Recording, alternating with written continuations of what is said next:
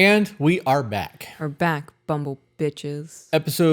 Season 2, episode 24. So 224.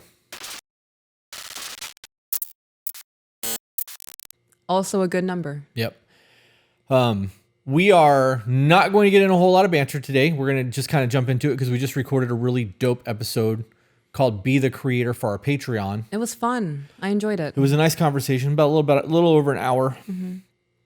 Our Friday content that you guys have been getting is no longer a thing. It's all going to Patreon. So Yes. if you are not a member of our Patreon and you enjoy the Friday content that's not email reads, I highly suggest that you join that community. If you have emails sent in and you would like to have it prioritized, Patreon gets priority on terms of email reads. So you'd have to join our community and then send your email and say, I'm a member of the Patreon. We verify that. The screeners screen the email. And if your email is capable of being read, we will read it. I really don't have a whole lot today. I just want to hit like a couple, like this is what you guys need to do. And then we can just jump into emails. Okay. What do you got? You're smirking. And I'm Peach. And I'm Chris. I know that we're supposed to introduce ourselves, but I figure at this point they would know who we are. But I've also been told several times that the older content will probably never be viewed by new people who are joining. So us reiterating shit is not a bad thing. Yeah. So we're the host of the show. What we do is we nice Jinkos and fur coat, by the way. Thank you. I'm really vibing today. Yeah. Yeah. That's all that matters. I don't know why, but my outfit is giving me like Circus the Crow vibes. Yeah. Circus or circa? Circus. Because of the striped shirt. Dun, dun, dun, dun, dun, dun. Okay, gotcha. All right. I wasn't sure if you meant like circa. No. Like back when, that movie was created 30 years ago. Yep. Still really good though. Even today. Fantastic Great movie. I love it. So what we do is we read emails sent in by people who watch our show. We give unbiased opinions. We have conversations about the things that are in the emails, and we try to give you an outside perspective of your life because sometimes you're standing too close to the forest to see the trees. So we give our unbiased. We are not involved in your life. There's nothing there that's going to benefit us one way or the other in terms of helping you. Mm-hmm. But we're trying to help you work through things and give you different perspectives than you currently have. Correct. And we're not professionals. You said that. No, we're definitely not professionals. Mm-hmm. We are just two people with a lot of lived life experience who have been through a lot of shit, made a lot of mistakes, and figured out ways to do things better. And we're trying to pass that along. So, life experience, autodidacts. Autodidacts. Yep, that's the term for people who are self-educated. Autodidacts. Yep. So we with that being said, guys, we are going to get into some emails real quick, but we have a couple of things that we want to get into. You want to start first because your list is way smaller than mine is. So the first thing I want to get into is I now have a private women's group, guys. Ta-da! It's $100 a month. It is through our Patreon. A couple of things that you get with that. I'm just going to list a few of them. All of them are listed on the description of the Patreon. There is a private Discord chat that I will be involved in with daily. You can at me pretty much anytime. It's almost unlimited access to me in this Discord chat for questions, advice, mom situations, want to celebrate wins, let's go. We will also be doing monthly book breakdowns. We will be doing a minimum 1 month, one call a month. Those can be upon request. Other things, go take a gander. Those calls are roundtable calls. It's for everyone in the group. It's a group thing, not a one-on-one. Correct. It is a roundtable call. That way we can get all perspectives or different perspectives, different cognitive biases, different solutions. She's doing pretty much the same thing that I'm doing with the men's group. So everything that she just said, but for men, because I'm also doing the same thing. Exciting. Yeah. What else? Oh, I'm also accepting emails from women to the peaches@tobebetter.com email address in regards to hardships that you have overcome, how you won, how you came out on top, how you learned a lesson, how you've improved your life, how you grew as a person. I want to delve into real life woman experiences across the board, whether you be a mother, a different culture, the lesbian. I can't think of other things aren't popping to my mind. I want the whole woman experience. And I want to help other women with your stories. So be as detailed as you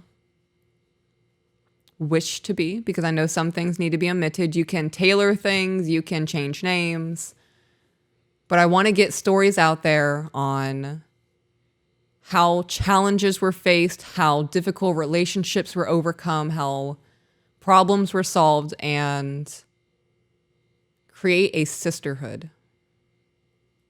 Create a sisterhood. Same thing with the Voice of the Broken, but for men. So I guess mine was shorter. No, so the Voice of the Broken is live. I have created a separate podcast that is under the To Be Better umbrella, but it is me by myself right now, interacting with emails that have been sent in that you guys go from your absolute darkest of dark to your success stories, because I've been there. I know a lot of other men who have been there who are now living really fucking dope lives. And had we removed ourselves from existence, so to speak, we would not be here to have these dope lives or to tell these stories. So I would like you guys to check out thevoiceofthebroken.com. There's a link there to the YouTube so that you can watch that podcast. It's now on Spotify and Apple, everywhere else that podcasts are at. We are creating a community there as well that will tie into the men's group that's on our Patreon. So we are also building a community. I think this is the evolution of the podcast in terms of what we're doing so that we can move into overall help and not just relationship-based stuff, even though the main podcast that we're doing right now will always be email couple relationship because that's our foundation. But we're trying to evolve into a whole lot more. And that leads into the seminars that we're doing. It leads into the travel stuff that we're doing. Coaching calls that are coming. There's a whole lot that goes into all of that. So you can go to tobebetter.com, www.tobebetter.com, because if you don't put the www, it won't take you there. Or tobebetter.co without the www, it will take you there. I fucking need to really get that fixed. I got a call. I'm waiting on somebody to call me back. Or go to thevoiceofthebroken.com. You can submit your emails from the website. It'll take you to the YouTube channel if you're having a hard time finding it. I have to link the Spotify stuff. I did put a link tree on there. It's on the top of the page. You can find that as well. But we want to really branch out into helping the individual as well as the couple. So, yep, start getting to the root of things. Yeah. Yep. Sometimes you have to fix you, yep, and not us. And together we all shall heal. Yep. We get called a cult, so I'm really just trying to drive the point home. Should I go get my David Koresh glasses? Yes. No. Oh my gosh, should I get my Elton John sunglasses? You can start drinking Kool-Aid on the podcast. Genius. The Jim Jones. Shouldn't joke about that. I'm going to go to hell for that. I don't have anything else. Today's going to be an easy one. Cooking videos are coming to Patreon, guys. I know a lot of you have requested that. It is something that I'm doing. So, okay, a lot of things on my mind before we get into it. I'm doing cooking videos. I've just made a 3-tier cake. First one I've ever made. Came out pretty okay. The recipe is posted. It is part of the garden segment. The garden segment is kind of an all-encompassing my creative sphere. The emails that will be submitted to the peaches at tobebetter.com with women's stories of overcoming hardships and just general life bullshit. I think I want to call that a scarred warrior in the garden. I called it digging deeper in the garden. Digging deeper in the garden. Yeah. That's what I called it on Patreon. Really? So the women's group is called Digging Deeper in the Garden. Okay. Because it's no longer surface level shit. Yeah. Sometimes you got to get to the root. See what I did there? Yeah. Yeah. So I didn't ask you. I just did it. You I just figured did if it, you yeah. wanted to change it, you would. We have a lot. We have a lot going on. I'm excited to see where this is going. I'm very excited about Thailand. There's still, as of right now, there's still 11 slots left. And that's just a reason for you guys to go to Thailand and fucking hang out with us for a while. We are also working on a couple weekend retreats in the United States. Yes. That's something that we broached the subject of last night. And I think that we're going to start doing quarterly weekend retreats, right? But that will be specifically for couples. Correct. So we're doing a lot, guys. We're definitely trying to evolve this into more than it is. Branch out. And really make this an all-encompassing community. I want it to be a more interactive community. Our community's interactive as fuck with the Discord. I meant in real life. Oh, yeah. I'm the Discord is dope. I hate being in the Discord because I need in-person interactions. I get that. Which is why the seminars and the group meetups and things matter so much, because it allows people to network and get to know each other in real life. So, yep, super excited about all that shit. Just want to get into the email? Yeah, before you do that, though, I also created a TikTok for the Voice of the Broken. So if you go to the To Be Better TikTok, the link tree in there has links for everything that you guys need to find. So Our food's approaching. Okay, so we just had lunch. So now we're nice and full. Yeah. Bathroom breaks have been had. Yes. So you guys now have our undivided attention. Fantastic. So this email is titled, Thank You / Disruption Advice. And this one does have an update included. I just want to say a quick thank you for everything that the both of you are doing. I've been listening and watching the podcast since February of 2023. I'll watch you, the OG. Yeah. You both have shined the brightest light to my eyes, bringing such a difference and helpful outlook to my husband and I's relationship. At the most perfect time, we have 3 children, 2 of which are from his last marriage, and we just had our 3rd in January of 2023. In the beginning of our relationship, I was one of those women who was so in her masculine energy it was hard to understand how to be submissive. I'm going to pause. So, unless biological mom has passed away, him having custody of the kids is likely a very good sign of his character. Could be. Right? Could be. It could speak to a lot of things. That's a big deal, though. It could be that the bio mom just isn't present. She could be a drug addict, could be in prison, could be a whole lot of things. Yeah. But it's. I think what you're saying is that how hard it is for a man to get custody of his Right. kids. Yeah, it's fucking hard. So, I don't think that is delved into any further. I just want to take note that. Yep. Spotlight that a little bit. Okay. Okay. So the emailer was someone who was very much in their masculine energy, hard to understand how to be submissive. I was independent and intimidating. I'm still intimidating to some people, but I can't help that I am 6 feet tall. The worst time of our relationship was after having our 3rd child. The postpartum depression and anxiety were the worst I have ever felt. Would the postpartum episode have been posted by now? Yep. Okay. So we're doing a postpartum series, guys. The first episode of the postpartum series is postpartum depression. We delved into it a little bit. We went into both the mother aspect and then the father aspect of postnatal depression is what it's called, in the opposite parent. It's also going to be the only one of the series that gets posted to YouTube and not Patreon, Okay. because that's Friday content. Gotcha. Yep. We'll probably repost some of that stuff later. But we have a very large Patreon supporting. Right. And Patreon is the largest support of what we do, and we want to make sure that they're getting value for what they're doing for us. They're the reason that we were able to make this a full-time job. Yes. So Yep. we want to give them a bang for their buck. Yep.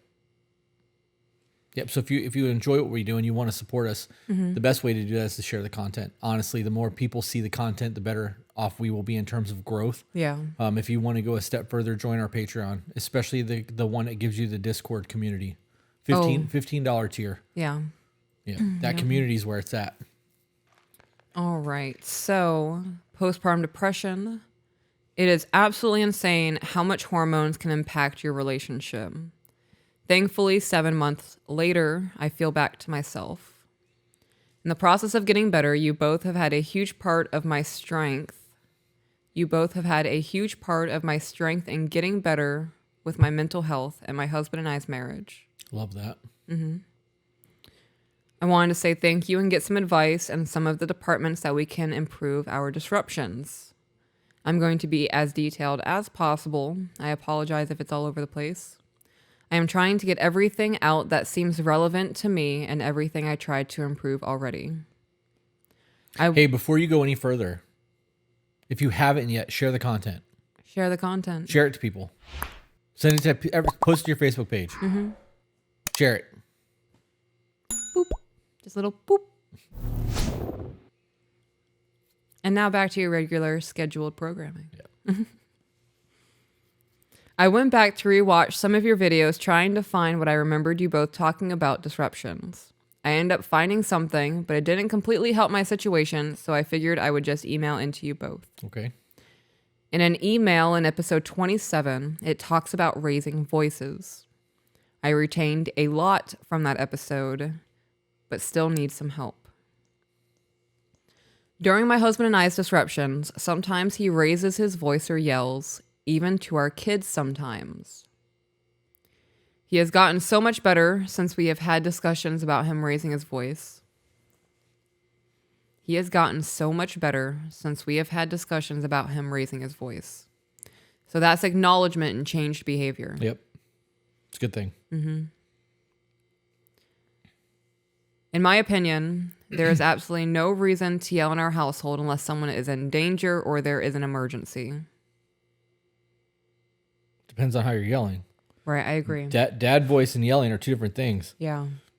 If I wanted to get somebody's attention and I fucking lit an M80 in a crowd of 200 people, that bang, I got everybody's fucking attention. Yeah. So a moment of, hey, with a dad voice gets everybody's attention. Mm-hmm. Nothing wrong with that. Yep. He agreed and we moved forward. Recently, he has been getting angry at little things that I found out later is from building up emotions that were being held in. Yep. In my brain, I thought, maybe this is my fault. Maybe he needs to feel heard.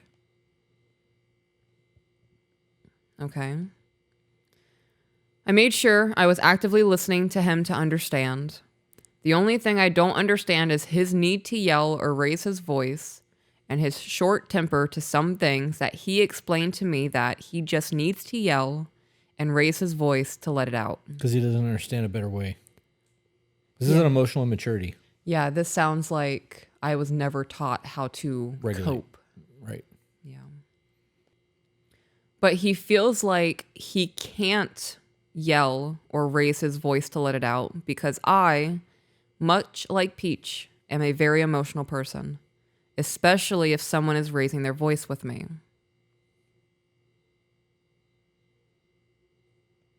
Do you see where the problem in this is? Let's take away the emotional immaturity and the fact that he doesn't have better coping skills and ways to communicate. But in a situation where one person is super sensitive and the other person has to cave to that sensitivity, what do you think is going to happen there? Okay.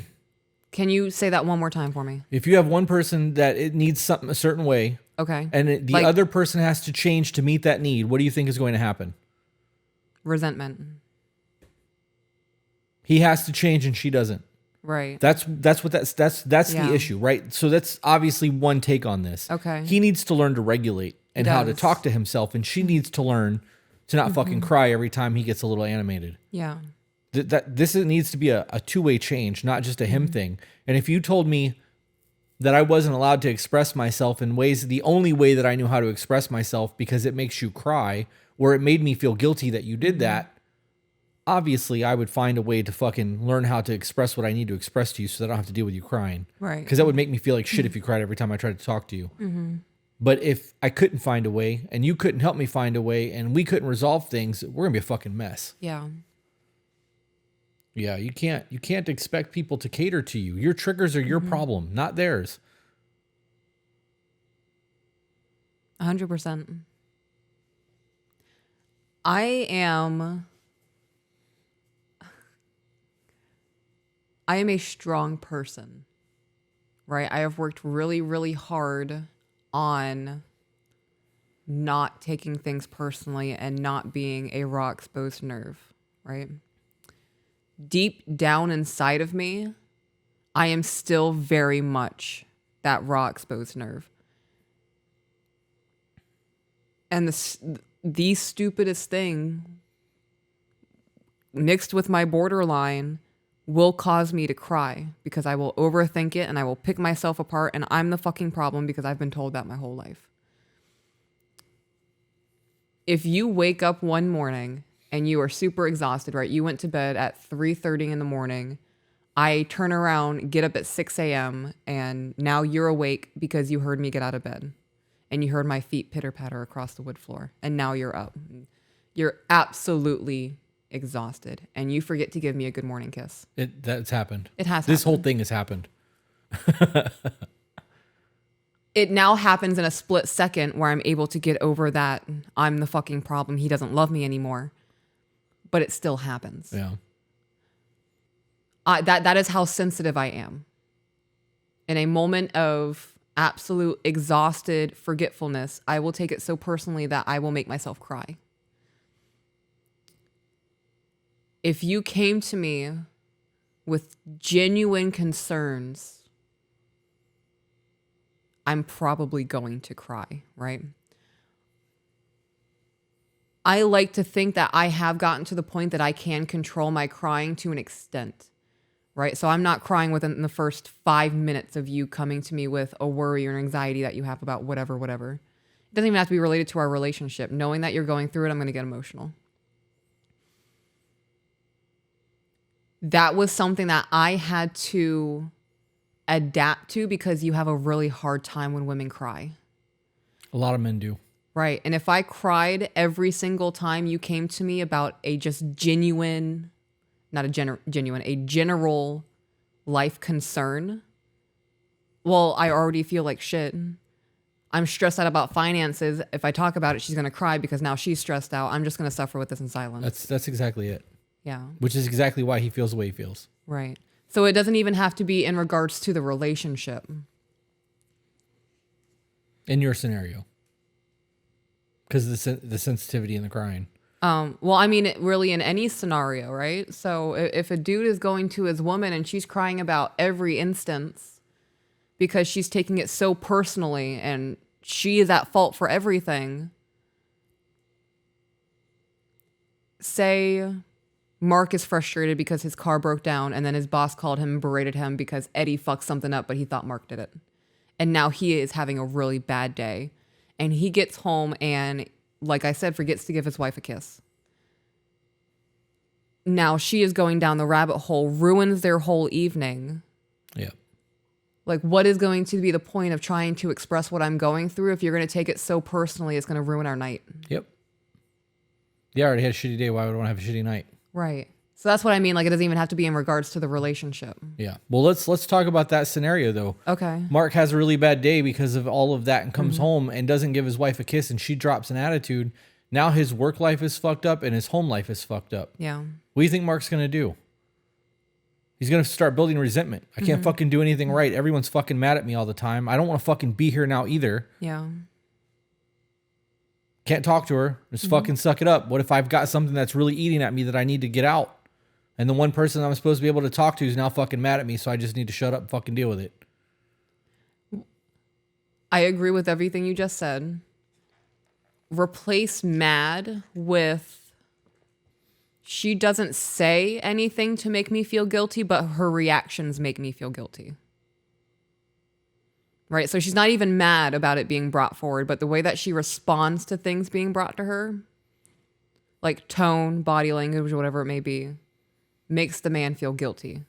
Would that also be the same line of thought? Just to expand it for the audience, because someone will be in the comments, I don't get mad and he still does that to me. Well, just because you don't get mad doesn't mean that it's not perceived that you are mad. Right. This falls into the whole, you're mad, I can tell. I'm not fucking mad, but you keep saying that, now I'm getting mad. Well, if you were able to tell me what was going on, I wouldn't say you're getting mad. That's how I'm perceiving the situation, so fucking help me out. Like, Right. right. But now we're in conflict because you are actually mad now. You didn't tell me what was going on. I've got a whole bunch of shit from, Mark's got a whole bunch of shit built up from him throughout the day that he now can't get out. Yeah. Men don't have people to go to. Right. And this is why men want to go out and spend time with their buddies more than want to be at home with their woman. Because my buddies don't talk shit to me. And we suffer together in silence. We don't have to talk about our feelings. They're not probing. They don't get mad at me when I say I'm okay. Putting me into this situation, my husband is not a yeller. Say suddenly you are, because she said that he is now just getting mad at everything and he's losing his temper. And then she starts crying because he's yelling. Like I said, I used to be that person. I'm no longer that person. So with me working on not becoming overly emotional right off the bat and not taking things super personally, I would be fighting back the tears because that's just how my body reacts. But I would ask, babe, why are you yelling? Was it something that I said? Like, do you need me to walk away for 5 minutes? When people are angry, I'm not going to say that. Sometimes when people are angry and they are met with calmness, they don't know what to do with themselves. Right. So they instantly dial it back. Sometimes. Right. That's why I added that sometimes in there. I actually think that's the right way to deal with it, though. Right. I agree.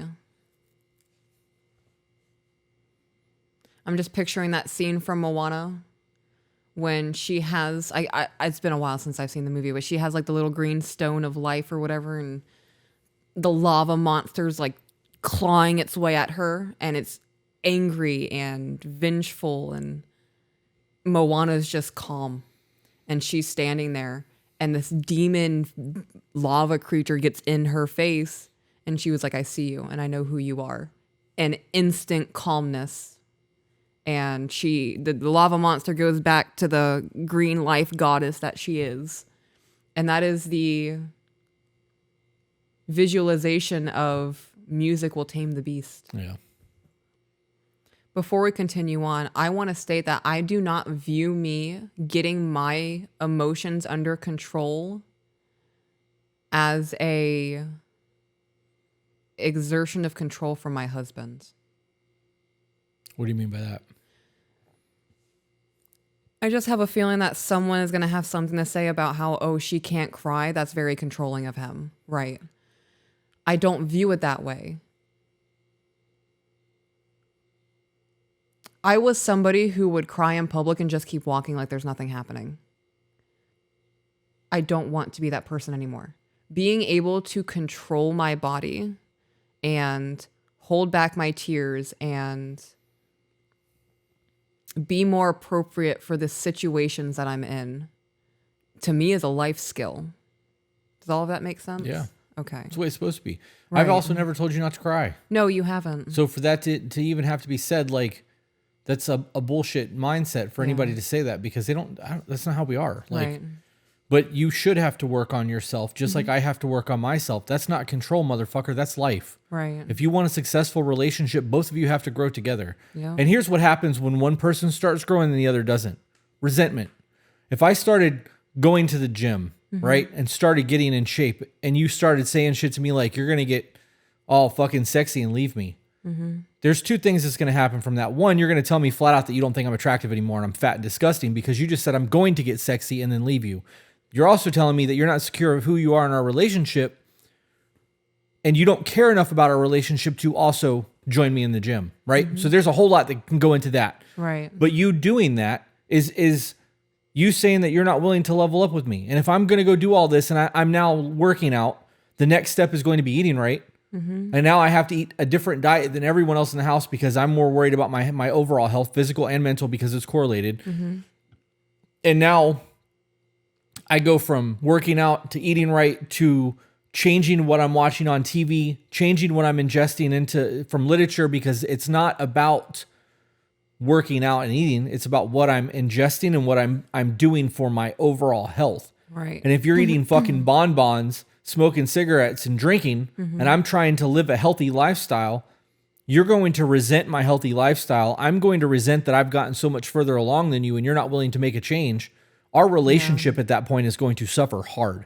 I think part of that resentment when looking back at somebody who hasn't been on even keel with that level up is, was this not important enough to you? Was our relationship not important enough to you to want to continue to flourish and grow and prosper? Yep. There's a big hurt in that. Yeah. In our disruptions, I get very overstimulated from him raising his voice and cutting me off when I try to speak. Then he gets irritated that I am emotional and tells me that I can't show any emotion, I can't get angry or raise my voice at all without you getting emotional. So it's okay for him to get emotional, but you can't get emotional. Right. Because that's what that is. That is Screaming and exactly yelling what it is exactly that. And I'm willing to bet that he's flooded and overwhelmed in those moments too. Yeah. The last two disruptions seem to be the most concerning to me to bring up. I wanted to order Uber Eats from Buffalo Wild Wings for the both of us so that we can just both relax because we both had a long day. Jamming jalapeno wings, the boneless ones are where it's at. And fuck all of you who are like, boneless wings aren't real wings. I like my adult chicken nuggies. Thank you. I get cauliflower wings. Yeah. Yeah. I don't like getting stuff on my hands. It's a texture thing. I would have to eat wings with gloves on. I now have to make you the best homemade boneless wings. I'm really going down this rabbit hole of creativity. Yeah. Huh? Right? A signal to the last episode. Yeah, they'll never see that though unless they join Patreon. Huh? Join the Patreon. All right. So we've ordered Uber Eats because we've had a long day. He said, "Do you want me to just go get it?" So I want to pause. I have started removing words like just from my sentences. Do you want me to just go get it? Just in that sentence, I don't know if it's because I'm trying to work on my speech or broaden my vocabulary, but that word sounds aggressive in that sentence. It could have said, "Do you want me to go get it? Do you want me to go pick it up? Would you like me to go grab dinner?" That just in there, I don't know, maybe it's my cognitive bias. It could be my cognitive bias. Maybe. I feel like it just adds a negative tone to the overall sentence. I think the tone, like the actual tone would matter though. Yeah. Because I can just go get it. Versus, Yeah. you want me to just go get it? Right. Yeah, that matters. Yeah. I think you're right. I think it's a cognitive bias in you. Yeah. I want my sentences to sound beautiful. Maybe it's my tism tingling, like my spidey senses. Grammar senses. I need to stop. I said, "No, I want us to both relax. It's okay." So we waited, and the food arrived just to find out that his food order was wrong. The food arrived just to find out. That just was used to signal the next thing that was negative. Look at that. That's why I don't like just. Get that out of there. We knew that it was about to be negative, right? Yeah, because of did. the just. Yep. Yeah. Look at that. His order's wrong. He started yelling and cursing about them always messing up his food and saying, "This is why I wanted to go get it." I stated that I didn't know that's why he wanted to drive and get it. He didn't clarify that. Right, he didn't say that. This really is a lack of emotional regulation. In order for me to get mad and yell at you in that situation, I would have to believe that it was your fault they fucked the order up. And that I did it on purpose. Right. If I did it on accident, I don't think you would yell at me. No, me, I wouldn't. Right. But okay. Oh, just in a fictional. Right. Okay. Let me backtrack. I'm a backpedal, guys, because I could have been more clear. All right. Rewind I it. could have been clearer, not more clear. I could have been clearer. Ooh, look at you working on your sentences. If we have DoorDash fucks up our food at least 4 times a week because we Right. DoorDash a lot, right? At least once a day. Yeah, I'm trying A to meal cook a day, dinners, yeah. right? Because we're busy. Yeah. Like, and to take an hour to cook and clean up is an hour that we could be doing other things. Right. And that other thing could just be relaxing, right? Like that hour's worth the fucking DoorDash. Yeah. They fuck our shit up constantly. Yeah. But I know that you're not like, add sour cream. I know he don't like that shit. Yep. Fucker didn't tell me I was beautiful today. Right. Yeah. It's a very different thing. I know you're not intentionally fucking the order up. You're doing the order exactly like we always do the order. Sometimes it's your food that's fucked up. Sometimes it's my food. It's actually more your food than mine historically with us, but Yeah, I expected at this point. I don't know why. It's not like it can't be a lisp. They can't Yeah. hear you ordering your DoorDash. Oh my gosh. Criff. That's exactly what I was going to say.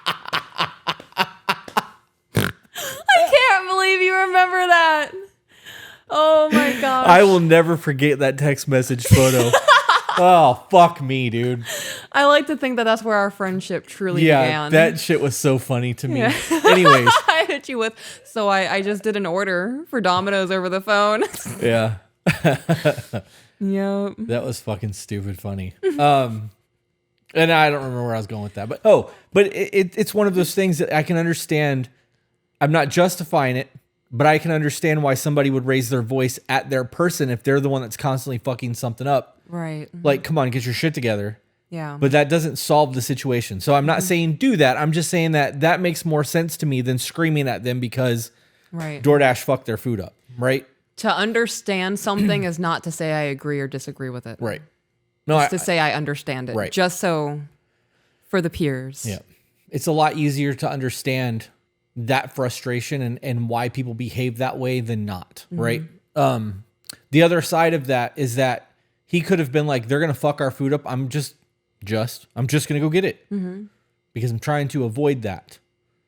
I'm going to go and make sure that there's fucking ranch in the bag. Right. And that there's silverware because I don't want to fucking have to wash a single fork. If we're doing DoorDash, I want the plasticware, right? Like, right. It's not a big deal to do that, but it also would have saved you a whole bunch of money. Yeah. Delivery fees and tips. But so him doing that is a lack of emotional regulation. He could have just been like, I'm really tired of this. This is bullshit. You using your anger as a tool to show everyone how disappointed you are is bullshit. Yeah. If you can't just explain it by using your vocabulary, you need to step your game up with your vocabulary. You need to learn to articulate yourself better. Yeah. I think I'm going to buy a thesaurus. Oh, wow. Thesaurus? Is that what it is? Thesaurus. Oh, my tongue feels so weird when I try to say that word. I'm uncomfortable with myself now. Back into the email? Yes. I was sitting here really trying to think of like a synonym dinosaur dad joke because it's a thesaurus. Yeah. I got nothing. Just know that the effort was there. I was could really tell. trying. It just I could see your brain working. fucking smoke coming out of the ears. There's nothing. Your hamster was going. Yeah, full speed. I could tell. Hot Wheels in there. It got caught. It just And is started now fucking doing this. No, not Harold. Why does my hamster in my brain have to be called Harold? Of all of the names. That's it. I can't do this anymore. Start screaming. Start my yelling over God. Harold. That's funny.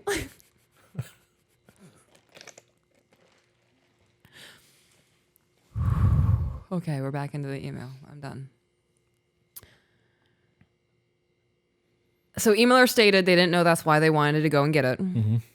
I obviously could get my money back from Uber Eats, so I asked if I could get him anything else. At this point, I'm just quiet because I'm shocked at his reaction.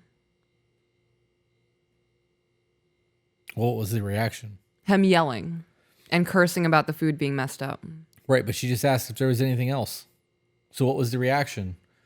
Was there something else that happened after that she's being quiet about? I don't know, let's see. But he said no and then said that I had a look on my face and that he can never show any emotion. Because you're acting like a fucking child, bro. Right. This is a little temper tantrum. Go to your bedroom, take some deep breaths, and when you're ready to talk about this, we can do that. Come back out here and you can find me. I was going to make a Kyle joke, but because of Kyle Foster, I was about to say everyone but Kyle Foster. I'm not going to make a Kyle joke. I'll be like, listen here, Doug. Ooh, that's a good name. Sit the fuck down. Take a deep breath from her saying this. Yeah. And tell mama what the problem is. Look at me, look at me. I am the captain now. Yeah, I don't get that. This is not a matter of... I would look at you disapprovingly as well. I would too. I'm not looking at you. I am not trying to be engaged in this. I know people in my real life who throw adult temper tantrums. And when that happens, there is 100% a dumbfounded look on my face of, no need for that. Tone it down a little bit. Calm down, Scooter. Right, because we're supposed to be adults here. Yeah. I am going to, yeah, you're going to be able to read it on my face. Yep. I did not buy tickets for this play. Didn't bring this horse to this rodeo. What you doing over there? Are we gonna continue reading or Didn't order those side of fries. Yeah, I was wondering. That's what I'm doing. Yeah, I figured. I was trying to draw you back into the email because there was Thank like you. a good 10-second silence there. Thank you. Can you leave that fry one in there? I'm not gonna cut any of it. Okay, thank you. Is it because I asked? Or is it the whole thing? I mean, I was gonna cut a whole lot of it, but if you're good with leaving it in, that's less work for me. Laziness for the win. I'm okay with silences and They're just not, allowing though. conversation. Yeah. The problem is when they're listening and it goes silent like that, they lose Okay. interest and turn it off. I don't, which is wild. I appreciate those pauses because it really solidifies the moment that people just had. Yeah. Yeah. Okay. I know I didn't say anything, but the look on my face says it all. I get anxious when people yell, even just loud noises. The second disruption was just 2 days ago when I came home from work for lunch and he was home. Everything was good. I vent to him about stress sometimes and just recently have felt better to vent to him than before. Because he has been much better at making me feel like I can come to him about things. Okay. It's healthy. That's good, right. So I came to him and just said I was stressing about finances. We are fine with finances and we are comfortable, but it doesn't mean I don't stress as the main source of income of the household. I grew up not having a lot of money and went through really hard times. So has my husband, worse than I have. So in my brain, I am not comfortable unless I have a year's worth of bills saved. I'm being dramatic, but I'm sure you both know what I mean. Anyways, as I just started to speak about my stresses, he goes, "What, babe? What do you have to be stressed about?"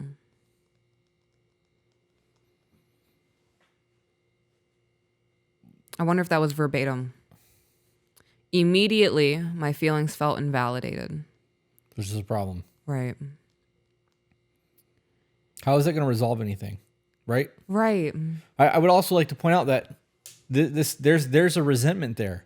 Oh, yeah. He resents something. There's unresolved something happening here. It may not be resentment. It's something. Because resentment's an envy thing, right? So it may not be resentment, but there's definitely something here happening. If my job is to take care of the finances and you came to me and you're like, I'm stressed about our finances, I'd be like, what? Excuse me? Can you repeat that and slower so that I understand what the fuck you just said? Because you don't know our finances like that. Like, can you say it in another language? Because clearly I didn't understand it in English. right. Like that's my stress. Right. That's my responsibility. So if that was his responsibility and like he takes care of her and that's a thing, that could have been offensive to a degree. Well, she said that she was the main source of income. Right, but that doesn't mean that he doesn't handle the finances. Oh, you're right. You're right.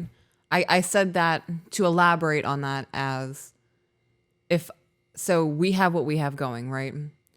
Even though you handle the bills, if I knew that my income is what is keeping us alive, I would be stressed about that. Well, that would be stressed about keeping the income coming, right? Like, wouldn't that be different than being stressed about the finances?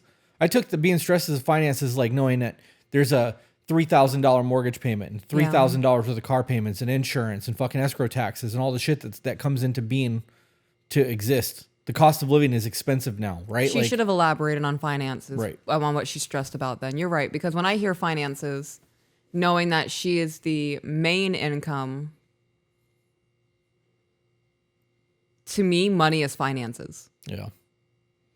I just don't see a reason to get shitty about it. Oh, yeah, I agree. I would be very caught off guard Yeah. in our situation if you asked me about the finances. Right. But not asked, but said that you're stressed about it. Yeah. There's something going on there. There is an annoyance in him towards her. Also, time and place. If he was in the middle of something and he was already frustrated and you interject with, "I am stressed," men by nature are problem solvers. When I go to my husband, I will have to say I'm venting or I'm bitching. Because otherwise I'll try to solve. Yeah. There's definitely a time and a place to approach people. Right. I always ask you, hey babe, are you super into what you're doing right now?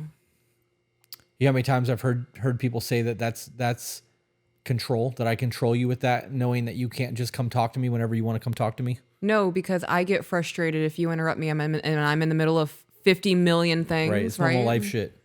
Yeah. But people want to try to find anything they can to make me look like I'm abusing you. So when I said that in a podcast, or you said that in a podcast, people in the comments of that episode were like, that's control. She can't just come talk to you. What kind of fucking bullshit is this? I wish I had a hummingbird tongue so I can take my tongue and put it in their ear and just tickle their brain and make them uncomfortable. Yeah. Could you imagine the ear funk that would come out of that on your tongue? I would disinfect it. With what? I don't know. This is a hypothetical. It's fictional, like the man versus bear scenario. You just want to lick somebody's earwax. No, the brain. It's even worse. Right, to Because make it's them got to uncomfy. bypass and come back Right. through the earwax. Yeah. It's not a battle of wit at that point, so No, it's not. I don't understand it. I just don't. Being able to pick your battles is necessary for a relationship. Knowing when to talk to somebody is necessary for a relationship. If you were in the middle of doing 3 things and you were super overstimulated and I walked in and just tried to dump all of my bullshit on you, now is not the fucking time for that. right. This is common sense. Yeah. Timing matters. Your timing should absolutely matter. Yeah. Hey, babe, are you in the middle of something? It's a simple question. It really fucking is. And if you take longer than 3 seconds to answer, all right, babe, I'll be back. Yep. Because you are running on dial-up at that point. You haven't even heard me speak yet. Yeah. Yeah, that happens. My bandwidth is not always there. Yeah. Or I could be in the middle of a really deep Yeah. thought that I'm trying to get out. And I take it upon myself sometimes to go, no, babe, focus on what you're doing. I'll come back. It's not that important. Because there are times where I just want to show you a bird's nest and the bird that's living in it. And it's happened. Her name is Edna. I would think. You have anything else about Edna? Because I don't want to bulldoze No, you. you're good. Do you think that scenario could have been handled better had he just went, hey, I need a minute. I'm in the middle of something right now. And then we can have that discussion? Or instead of getting snappy and being shitty with her, because asking her, how did he word it? What did he say? She quoted him as, where is it at? What, babe? What do you have to be stressed about? Well, see, that's our cognitive bias on the text. Well, that's how she wrote it out. The you is capitalized. So there is emphasis on you. on the you. Yeah, I need more information there, because if he's the one that handles the finances, why would she be stressed about that? Right. And I can understand that. And I can understand this being a normal conversation. And if he's not yelling at her, I gotta be honest, I think that would be a normal reaction from me. In that scenario, and you were to say that to me, I would be like that, because it's my responsibility. Right. And the way that I would imagine you saying it would be like, what? Right. What do you have to be stressed about? Right. Right. Because that's my job. That's Right. my responsibility to carry that burden. Yeah. I just brought a bowling ball to your baseball field. Like, Right. What the fuck you want me to do with that? exactly. Yeah. However, I also can see that it can come across super shitty if it was said super shitty, but Right. Tone matters. And would need to hear that conversation. right. I'm also curious as the way he views that conversation. Because if he views it the way that you just laid it out, from the way that you would have heard it from me saying it versus the way she that she took wrote it, it, it's yeah. a whole different thing too, because sometimes what you're saying isn't what they hear. Right. So they obviously are clearly lacking a communicative understanding, but Yeah. Back to the email. He also tends to go into interrogation mode and doesn't really let me speak. that's a problem. That is a problem. That is a dominating personality type. Looking back, and we talked about this after the disruption, I should have said that I'm just talking and not looking for a solution. I'm just venting. Yep. Which this may be my fault that this got so bad. I wouldn't look at it as a your fault thing. Yeah, I was about to say, there is multiple opportunities on both ends to soothe the situation. Yeah. This is just one of those things like, hey, I could have done that better next time I got this. Yeah. Making it your fault means that you're assigning blame. Right. And that also goes to show that you were looking to blame the other person as well. Why do you say that? Because if there is an allocation of blame and you are willing to take it, it means that you are also seeking to see if I was at blame for something. Okay. And if you are willing to take the blame, you are willing to dish the blame. Okay, I can understand that. Right? Yep. I think that comes down. Yeah, that opens a whole other can of worms. This really does just sound like an issue with communicating. It sounds like he's bothered by something and is kind of a dick because things aren't getting resolved. Maybe some people just don't like their partners. Right. You get with somebody that and like that newness wears off, or like life happens and you start to become bitter towards things. You tend to not overlook shit you overlooked at the beginning. Right. Every time after a disruption, we have a conversation about the things that we've broken down within ourselves and what we're going to do in the future. Yeah, we also have debriefings after we have communication issues. Right. Well, you said this to me, which made me think this, which is why I responded that way. Right. Right. Well, that's not what I meant. What I meant was, okay, well, I need you to clarify those things next time because you saying that, I heard this. Right. But also, mental note. Right. Read between the lines when something akin to this is said. Yeah. Yeah.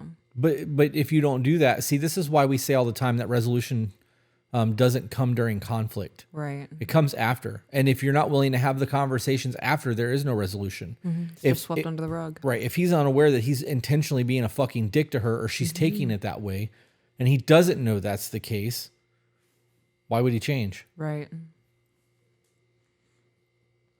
That doesn't mean you get to be like, hey, you were a fucking dick last night, because that's just going to start another fight. Right. Hey, when you said this, it sounded very accusatory to me. And I just need to know like why you used that tone. I'm not trying to fight. I just want to understand what was behind that.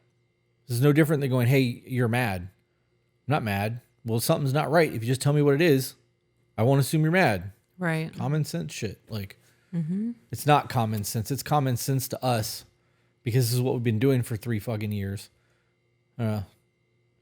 Almost 2 years with the self-help, TikTok, all that shit. But Oh, yeah, with the podcast. Oh, my gosh, it has been almost 2 years. yeah. Crazy.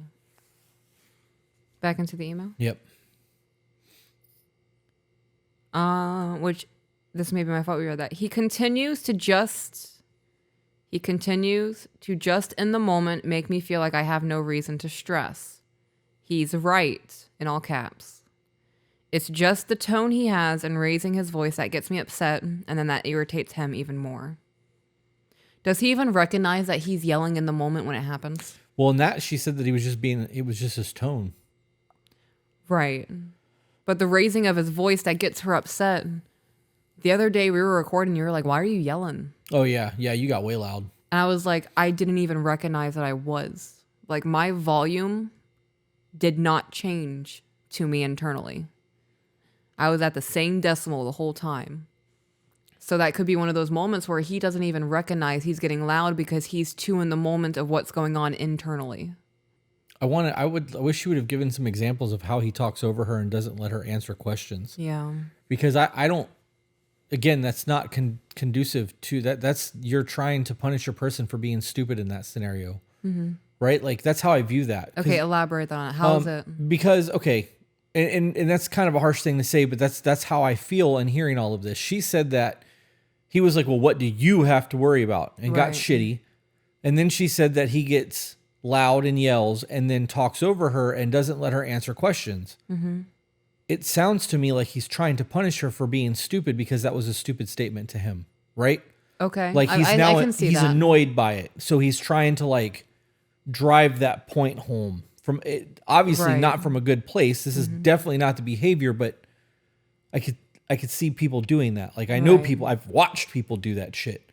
They think that they're better than you are, that there's a superiority there, and because you're less than, they get to talk down to you. Right. Yeah. I don't, but I would want to know how that looks. Like,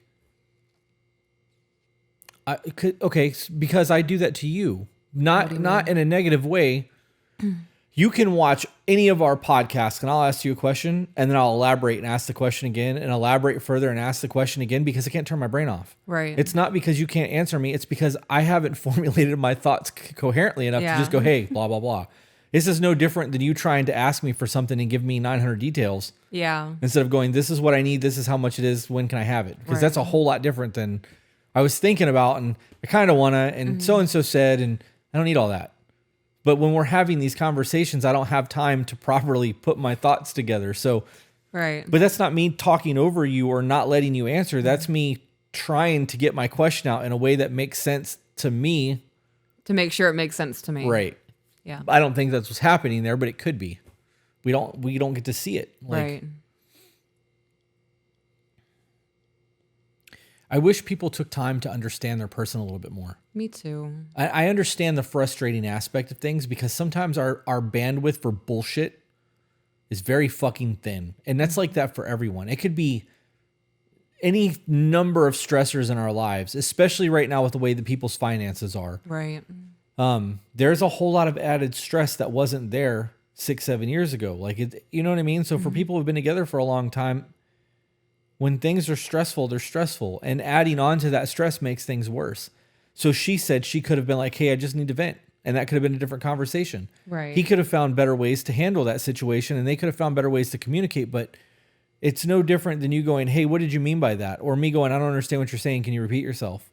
Because I don't want to jump to conclusions and assume. And I definitely don't want to make our fucking night worse than our day already was. Back into the email. Yep. I would love some help from you both. How can I do better and how can I help my husband? Love you both. Bless. Okay, let's read the update. Okay. And then update. we'll see where things have gone. Yeah, because I feel like I just touched on.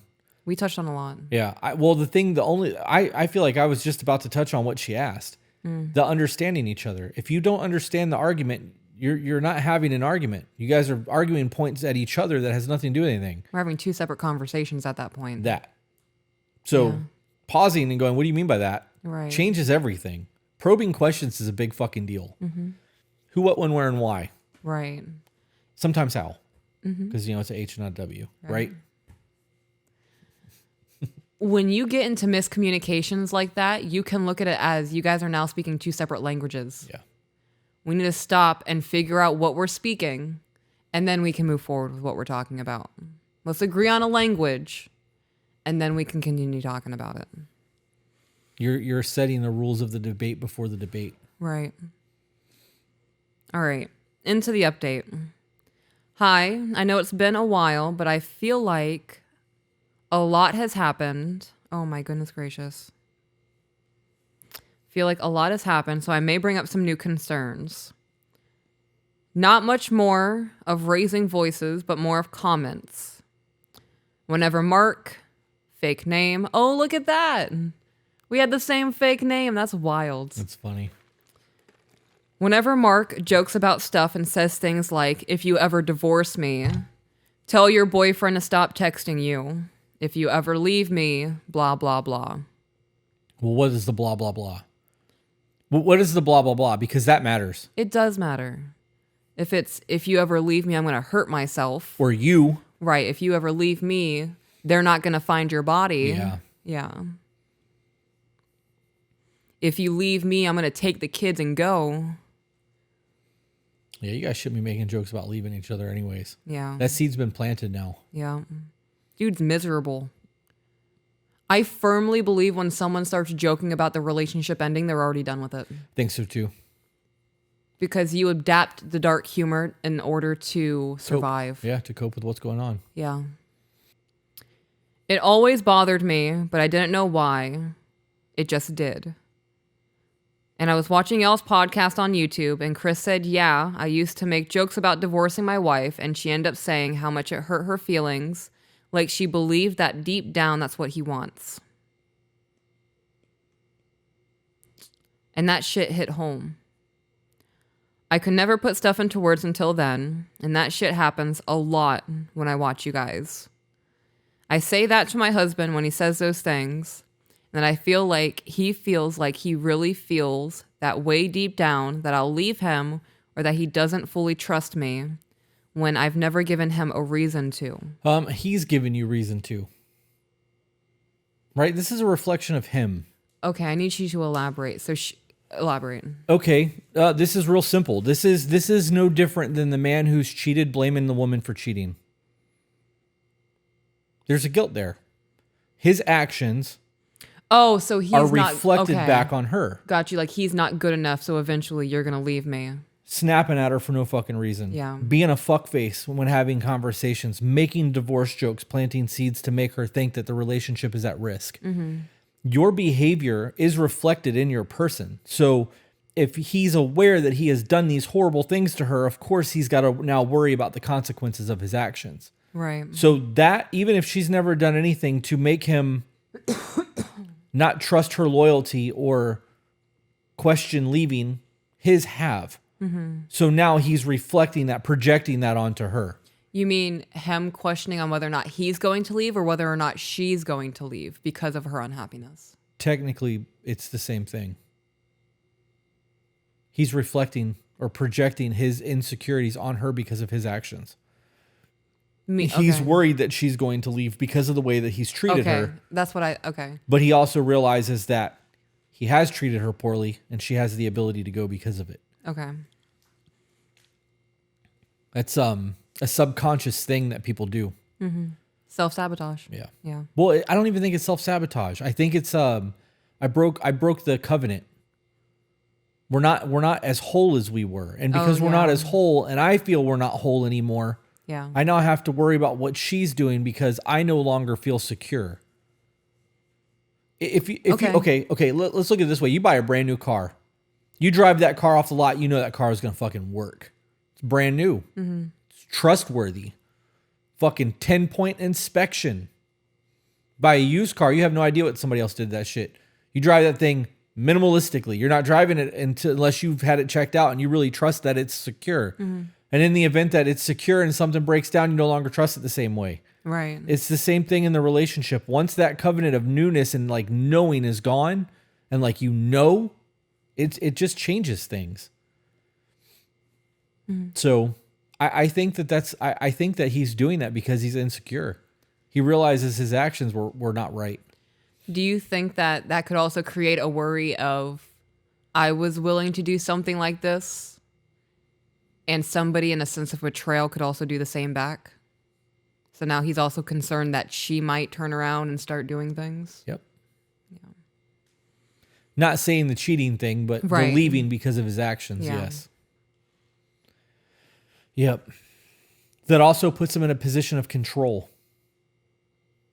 It does. Because it doesn't sound like I'm going to leave you, even though the divorce jokes have been made, that if you ever leave, that kind of bullshit. Tell your boyfriend like he's trying to be in the dominant position of the relationship and from a weak standpoint.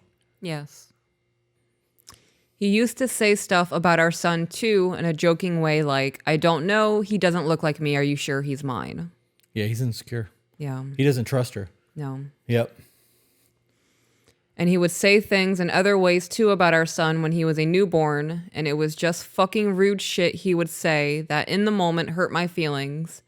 And I would say, why do you say those things? He can feel your energy.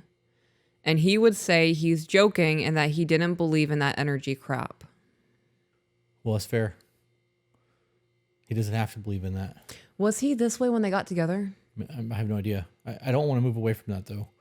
That energy thing, it's not an energy thing. So her explaining that as an energy thing is wrong. Right. This is communication. We don't know how to communicate until language is taught to us. But we understand body language. We Right. understand facial expressions. We understand tone and aggression.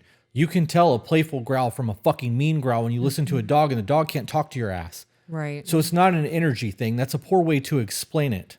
So I could agree with that. Now, I'm not saying I do because I do believe that we put out some sort of vibration. Right. But I don't think that if he doesn't believe in the energy thing, you can call a dog, you stupid fuck, in a playful puppy tone, and they're not going to know that you're calling it a stupid fuck. The energy is not there. It's a playful energy, right? Playful vibrations, playful mood. The tone and inflection and aggression matters. But I don't think that people have to agree on everything. I agree with that. I think that they should have used a better terminology. She could have been, in that moment explained to him like, You shouldn't be talking that way to your son anyways, you piece of shit. Like, Right. Right. At We don't even know what he said to the son. Right, because it's not included. Yeah. At the time, I felt like it just fed my postpartum depression and made me more protective of our newborn than I should have been. I constantly felt like I was in fight or flight mode. He used to talk to him like shit when he was so young. I literally felt fear to leave him with Mark. I'm just going to lean out. Was that fear there before you got pregnant? I would never have a child with somebody who I didn't think would be an okay father, right? There are some dads out there who really fucking go through it and they have trauma, but they still step and try to be the best dad that they can be. If this behavior was present during the courting phase and before you guys had a child, it should have definitely been taken into consideration when it was prospecting growing the family. Yep. Yeah. Don't overlook red flags. When I went to work after he was born, it was so fucking hard because Mark stayed home with him for like 2 months. It was probably the worst time of my life. They were having trouble bonding in the beginning. It worried him and it worried me. But I guess some dads go through that in the beginning. Only if they don't believe the baby's theirs. This goes back to the DNA test conversation. Yeah. If you think that baby's not yours, you need to be getting a DNA test. Oh, yeah. You need to be getting that anyways. The climate that we're in with the way the dating things are and like relationships being as fucking bad as they are and as scandalous as people are. And, you know, Promiscuous. I would be wanting, I need proof. Yeah. And it's not because even if it's not a I don't trust you thing, I just need to be sure. For sound mind. Like, Right. Yeah. Yeah. I guess on a level, though, that does say that he doesn't trust her. But I want more than words. I want action. Yeah. I need to see things, not hear them. Mm-hmm. I don't know. If we had a kid and the kid didn't look like me, or there was something about it that looking down on it made me feel like it wasn't mine, there's nothing that you could say that would make me feel otherwise. I would have to get a DNA test. Because that feeling's there, right? Like Right. something's not right about this. The intuition. Yep. Back to the email. I know how hard it was on him. He felt like a shit dad and shit husband. Okay, so it sounds like postnatal depression. That was one of the things, feeling like they aren't good enough, withdrawing, having hard time bonding. Okay, that I get. I'm still hung up on the talking shit to the kid. Yeah. Oh yeah, you're right. That was beforehand. Because wait, was that at she said that was at the birth, or was that before giving birth? Oh, I don't know. I thought it was after. I don't know. I'm having a hard time keeping up with this one. Okay. All right. He felt like a shit dad and a shit husband. His version of parenting just wasn't how I liked it. Okay, so you can't move forward with that. That's why we talk about parenting techniques. It is. It's why you have those conversations before you have a fucking kid, not afterwards. Right. I'm hung up on this. He feels like a shit husband and a shit dad. If that was true, he would have made changes. Right. He would do something about it. Right. And he's still not being a good husband. They're still not meshing the way they're supposed to. Somebody said something the other day. It might have been a super chat. It may not have been. Shit, you might have said it during a live stream or an email. Somebody said, "I don't want a husband. I want a man who wants to be a husband." It was a super chat. Like, I want to be your man. Or it was an email.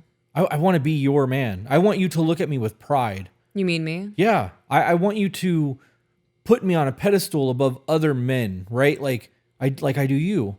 When I tell people I worship the ground you walk on, like you are the eye of my hurricane. You are literally the floating fucking piece in the center of my world that as long as I'm in the eye of the storm, I'm fucking golden. The moment I step out of line, it's chaos. Yeah. Right? So like I try to maintain the eye of the storm and hope that it doesn't morph because I can deal with the chaos that is around me as long as my peace in the center is taken care of.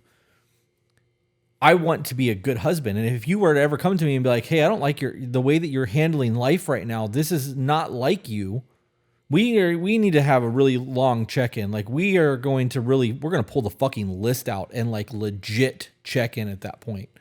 I don't understand why you would be okay with that. This is the downfall of your marriage. And as these things go unchecked and unresolved, your marriage is falling apart. The relationship is falling apart. At some point, the hard conversations are going to have to happen. Right. Because they're going to happen one way or another. They're going to happen to try to resolve the things that are happening, or they're going to be happening with divorce lawyers in the place. And because you had a whole lot of ample time to try to fix things. And if you don't want to fix things, say that. It's okay. There's going to be some hurt feelings. Yeah. I believe that people were in love once, or you wouldn't have gotten married unless it was a thing of need, right? But that's a different scenario. If you are wanting to be married to somebody and you get married, there was a love there. And if you allow that to leave and fall into a position like this, you've got a whole lot more work to do to fix all of the problems than to fix one. Right. And if it started with the aggression or the yelling, that could have been handled then. Instead of waiting until now there's snarky remarks and jokes of divorce and jokes of infidelity and jokes of not being my kid. Like, these things need to be addressed as it happens. Like, hey, I don't like what you just did. And I'm not saying that you're a fuckface for doing it, but it made me feel a certain way. And I really don't like that shit. Like, can we try to work through this and find new ways to have these discussions? Or can you just not act like that? Because even though you think it's okay, that's our kid and I don't appreciate it. Right? Like, you can't let that shit, you can't just push it under the rug. Right. You just can't do that. And that's why we have these conversations about communication on the podcast so much. You have to fucking talk to your person. And when you lose the ability to have the conversation, it's done. Because now there's animosity there. And you guys are just fucking two rams butting heads to butt heads. See who has the most stamina and strength. Right. So that somebody can be right. Yeah. I know it was hard on him. His version of parenting just wasn't how I liked. Oh, that was the other thing. Okay. We said that we wanted to, you need to talk about parenting. You guys need to have a plan. Right. And you're not always going to like what your person does, as long as it's not abuse. You don't have to like it. Well, it should be talked about the discipline. It should be talked about reward systems. Right. All of it. Yeah. Right. But it sounds like you don't like the way that your husband talks to you, so I can't imagine you'd like the way that he talks to your kid either. Right. And that has nothing to do with parenting. That's personality flaws. Right? She's already painted a picture of the way that he handles things. If he's doing that to children too, that's who he is as a person. Right. He lacks emotional maturity. He's going to end up fucking the kids up really bad, but right. because it's fucking you up. You're his wife and you don't know how to handle the shit. Right. How do you think the kids are going to take it? 100% fuck up the kids. Yeah. He was very much, if he's crying, just lay him in the crib and he will fall asleep eventually. Oh, that's self-soothing. Come on now. What do you mean? That's self-soothing. Kids have to learn how to self-soothe. So, okay, I'm not going to go there. That's a whole different discussion that I don't even want to remotely get into because there's a very like staunch don't do that and a very staunch shut the fuck up and let them self-soothe because they need to learn how to do that like crowd. I'm a self-soother. I don't need somebody to come and rub me on my back and be like, oh, it's going to be okay. Right. Because I know that my life is a direct result of my choices. Well, it also depends on age. Right. Well, I don't believe a newborn should be crying it out. Well, to an extent, they should. I believe they should. To an extent, a newborn, define newborn so that we're on the same page. Newborn, I'm talking like up to 2 months. Okay. Yeah, we're definitely not on the same page. Yeah. I think newborn, I'm thinking a year or under. Okay. Right. So like. Well, infant, I think starts at like 4 months. Okay, then we'll go with Infant infants. stage. See, I don't know those numbers. I don't give a shit about any of that. A 2-month-old, obviously no. Yeah. But as kids get into like toddler ages, oh yeah, them throwing tantrums and fucking crying like that, they need to learn to self-soothe. We need to learn to take deep breaths. Right. I agree with that 100%. Okay, yeah. so then we're on the same page. I just don't know the numbers. That was an Okay. ignorant thing on my part. I'm good. So, like walking age, would you say? Yeah, I mean, well, that depends because people develop at different ages. Okay. I don't know. There's things that you can do when a baby's crying, like run a vacuum. The sound can be soothing. All right, or put them in the car. Go Yeah. for a drive. Like, you know what I mean? Like there's just Right. there's things that you can do to distract that. But self-soothing, I do believe that needs to happen. People need to learn how to regulate their emotions on a level.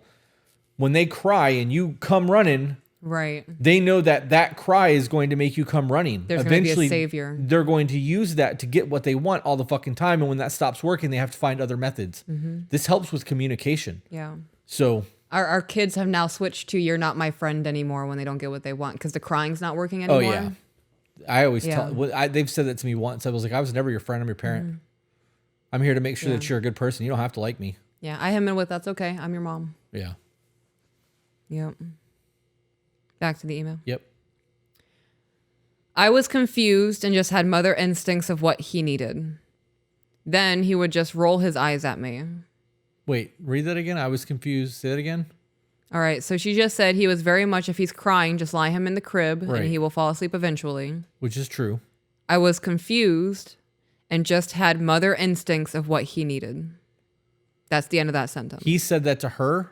She said that. I was confused at the cry it out method. I'm okay. I'm so fucking lost. Yeah, I don't know what that means. Mother instincts of what he needed. I know what mother instincts are and the needs of a child. I don't understand that sentence after what was just laid out. Yeah. Then he would just roll his eyes at me. I totally understand if he felt like I wasn't listening to him. I also just had instinct that in the end worked and stopped the crying. But yeah, that's why it's so hard to leave for work. Because you feel like your kid was being abused. Pretty much, yeah. Do you think that she meant that she had an instinct of what the baby needed to stop crying, like it was hungry or it needed a diaper change or whatever? Because that's a different discussion. Right. If you've got a crying baby, sorry, I didn't mean to interrupt you, but I wasn't done. If you've got a crying, screaming baby and you've fed it, you've burped it, you've changed its diaper, you've given it a fucking teething ring, whatever you think you could figure out is wrong, and it's just crying to cry, it could be that it just wants to be held. Right. Needs human connection. Right. It could be a whole lot of things. So if you've done everything and you need a break, and the kid's just being tired and grumpy and you want to let it lay down and cry itself to sleep for a little while so that you can take a break and everything is taken care of, I can understand that. But if the kid is laying in a filthy diaper and it's crying and you just don't want to deal with it and you put it down for a nap in a filthy diaper, it's abuse. That's you being a bad parent. Okay. So do you think that's what she meant by that? I don't understand. I'm so fucking confused with this. There's no elaboration on it. Okay. Right? Like if dad has spent the last 3 hours trying to get the baby to stop crying and the baby is just totally unsoothable, Unsatisfiable. incapable of being soothed. So dad goes and lays the baby in the crib and he just walks away for 10 or 15 minutes. That's not abuse, like you said. So if that's what he did, meaning the dad, I get it. I would prefer him to do that versus shake the baby. Right. Or yell at the baby. Yeah, I wish there was an elaboration. If she came home and the baby had shit crusted on his legs because it's been sitting there for 4 hours. Right. It's a very different discussion. Yeah.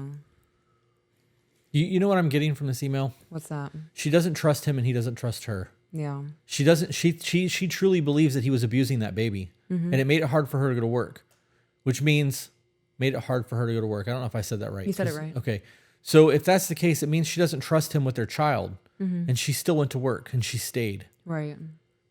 That alone tells me that she thinks he's abusive. Is that a fair statement? Yes. Okay. Yeah, that's the conclusion that I'm getting from this. Okay. He doesn't trust her. He's made that very clear. Right. With the tell your boyfriend to quit texting you, that baby don't look like me, right? This sounds like this relationship is now more of comfort than love. This is a lot of reading between the lines, and it's full assumptions on our part. It is. I have no fucking idea because this is just the way she's laying these out. But it's just like with you saying just earlier. It's the thing. You were able to catch that right away. You and I have learned to read between the lines with conversations with other people, especially, but we do it to each other constantly. Yeah, we do. Right. And it's gotten to the point where we can't just let shit go anymore. Yeah. So, and it doesn't necessarily have to be a real conversation. It can be a dumbass conversation. And I'd be like, I need you to explain what you just said because I don't get it. Yeah. This is what I heard. And it's not what, I don't think it's what you're telling me. Right. We have to have those conversations so that we can stay on the same page. There's a lot of concern in that for me. This is, I don't know. I don't want to say that because that's really far off speculating, but You want to get back into the email? yeah, I just don't understand. I don't understand either. The first day I went to work and came home, my husband said I need to go to the gym and he needs to be put in daycare. I can't do this. He hates me. He makes me want to kill myself. Wow. And that shit broke me. This man was not ready to have a child. No, he's got 2 other ones that aren't hers. They have 3 kids, 2 that are his and 1 that's not her. That's hers. That's right. We're on the same email. So I wonder how involved the other mom was in raising the children, and if he was like this with them too. Some men don't want to be dads. Some men don't like kids. Yeah. These are conversations that you need to have. If this is an oops situation, you guys should have been more fucking careful leading into things. Yeah. You have those conversations. You've got 2 kids. I don't have any. Oh, well, do you want kids? No, I'm fucking good. I don't want any more kids. Right. Cool. Then we need to figure out a way to make sure that doesn't ever happen. Right? Like, I mean, at least he's being honest though. Yeah. Like he's being very clear. Put the fucking kid in daycare. I don't want to do this. But why is she working and he's not? That's a good question. Yeah, there's a whole lot of questions for this for me. This would be, if this was a Zoom call, this would be a 2 or 3 hour Zoom call. Oh, 100%. Yeah. And definitely a follow-up. Yeah. Back to the email. At the time, I didn't see his depression because I was so wrapped up in my own. Wait, have you hit the like button yet? And if you haven't, hit the subscribe button and that little notification bell. That way you always know when we post something new or go live. I started giggling because all I could think of was dropping an M80 in front of 200 people, and I was about to go, wait. But I know that there are people that have their AirPods in right now, and I don't want to blow their ears, so that shit's funny. Sorry, I'm a child. It's okay. Shit's funny to me. But wait, there's more. At the time, I didn't see his depression because I was so wrapped up in my own. But I felt hopeless as fuck. I thought it was going to be the end of our marriage. And you weren't communicating, so I'm surprised it wasn't. He had no idea how to communicate at the time, and neither did I. There you go. Until I found you both in February of 2023. He's gotten so much better, he really has. There's just so much resentment I feel when he acts a certain way.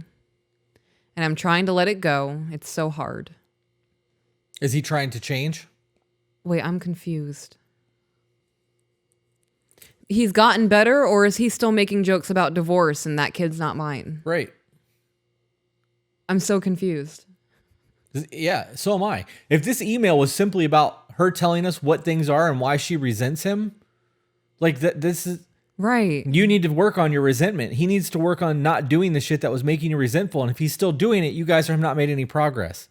If he stopped doing those things and you still resent him, that's a fucking you problem. Exactly.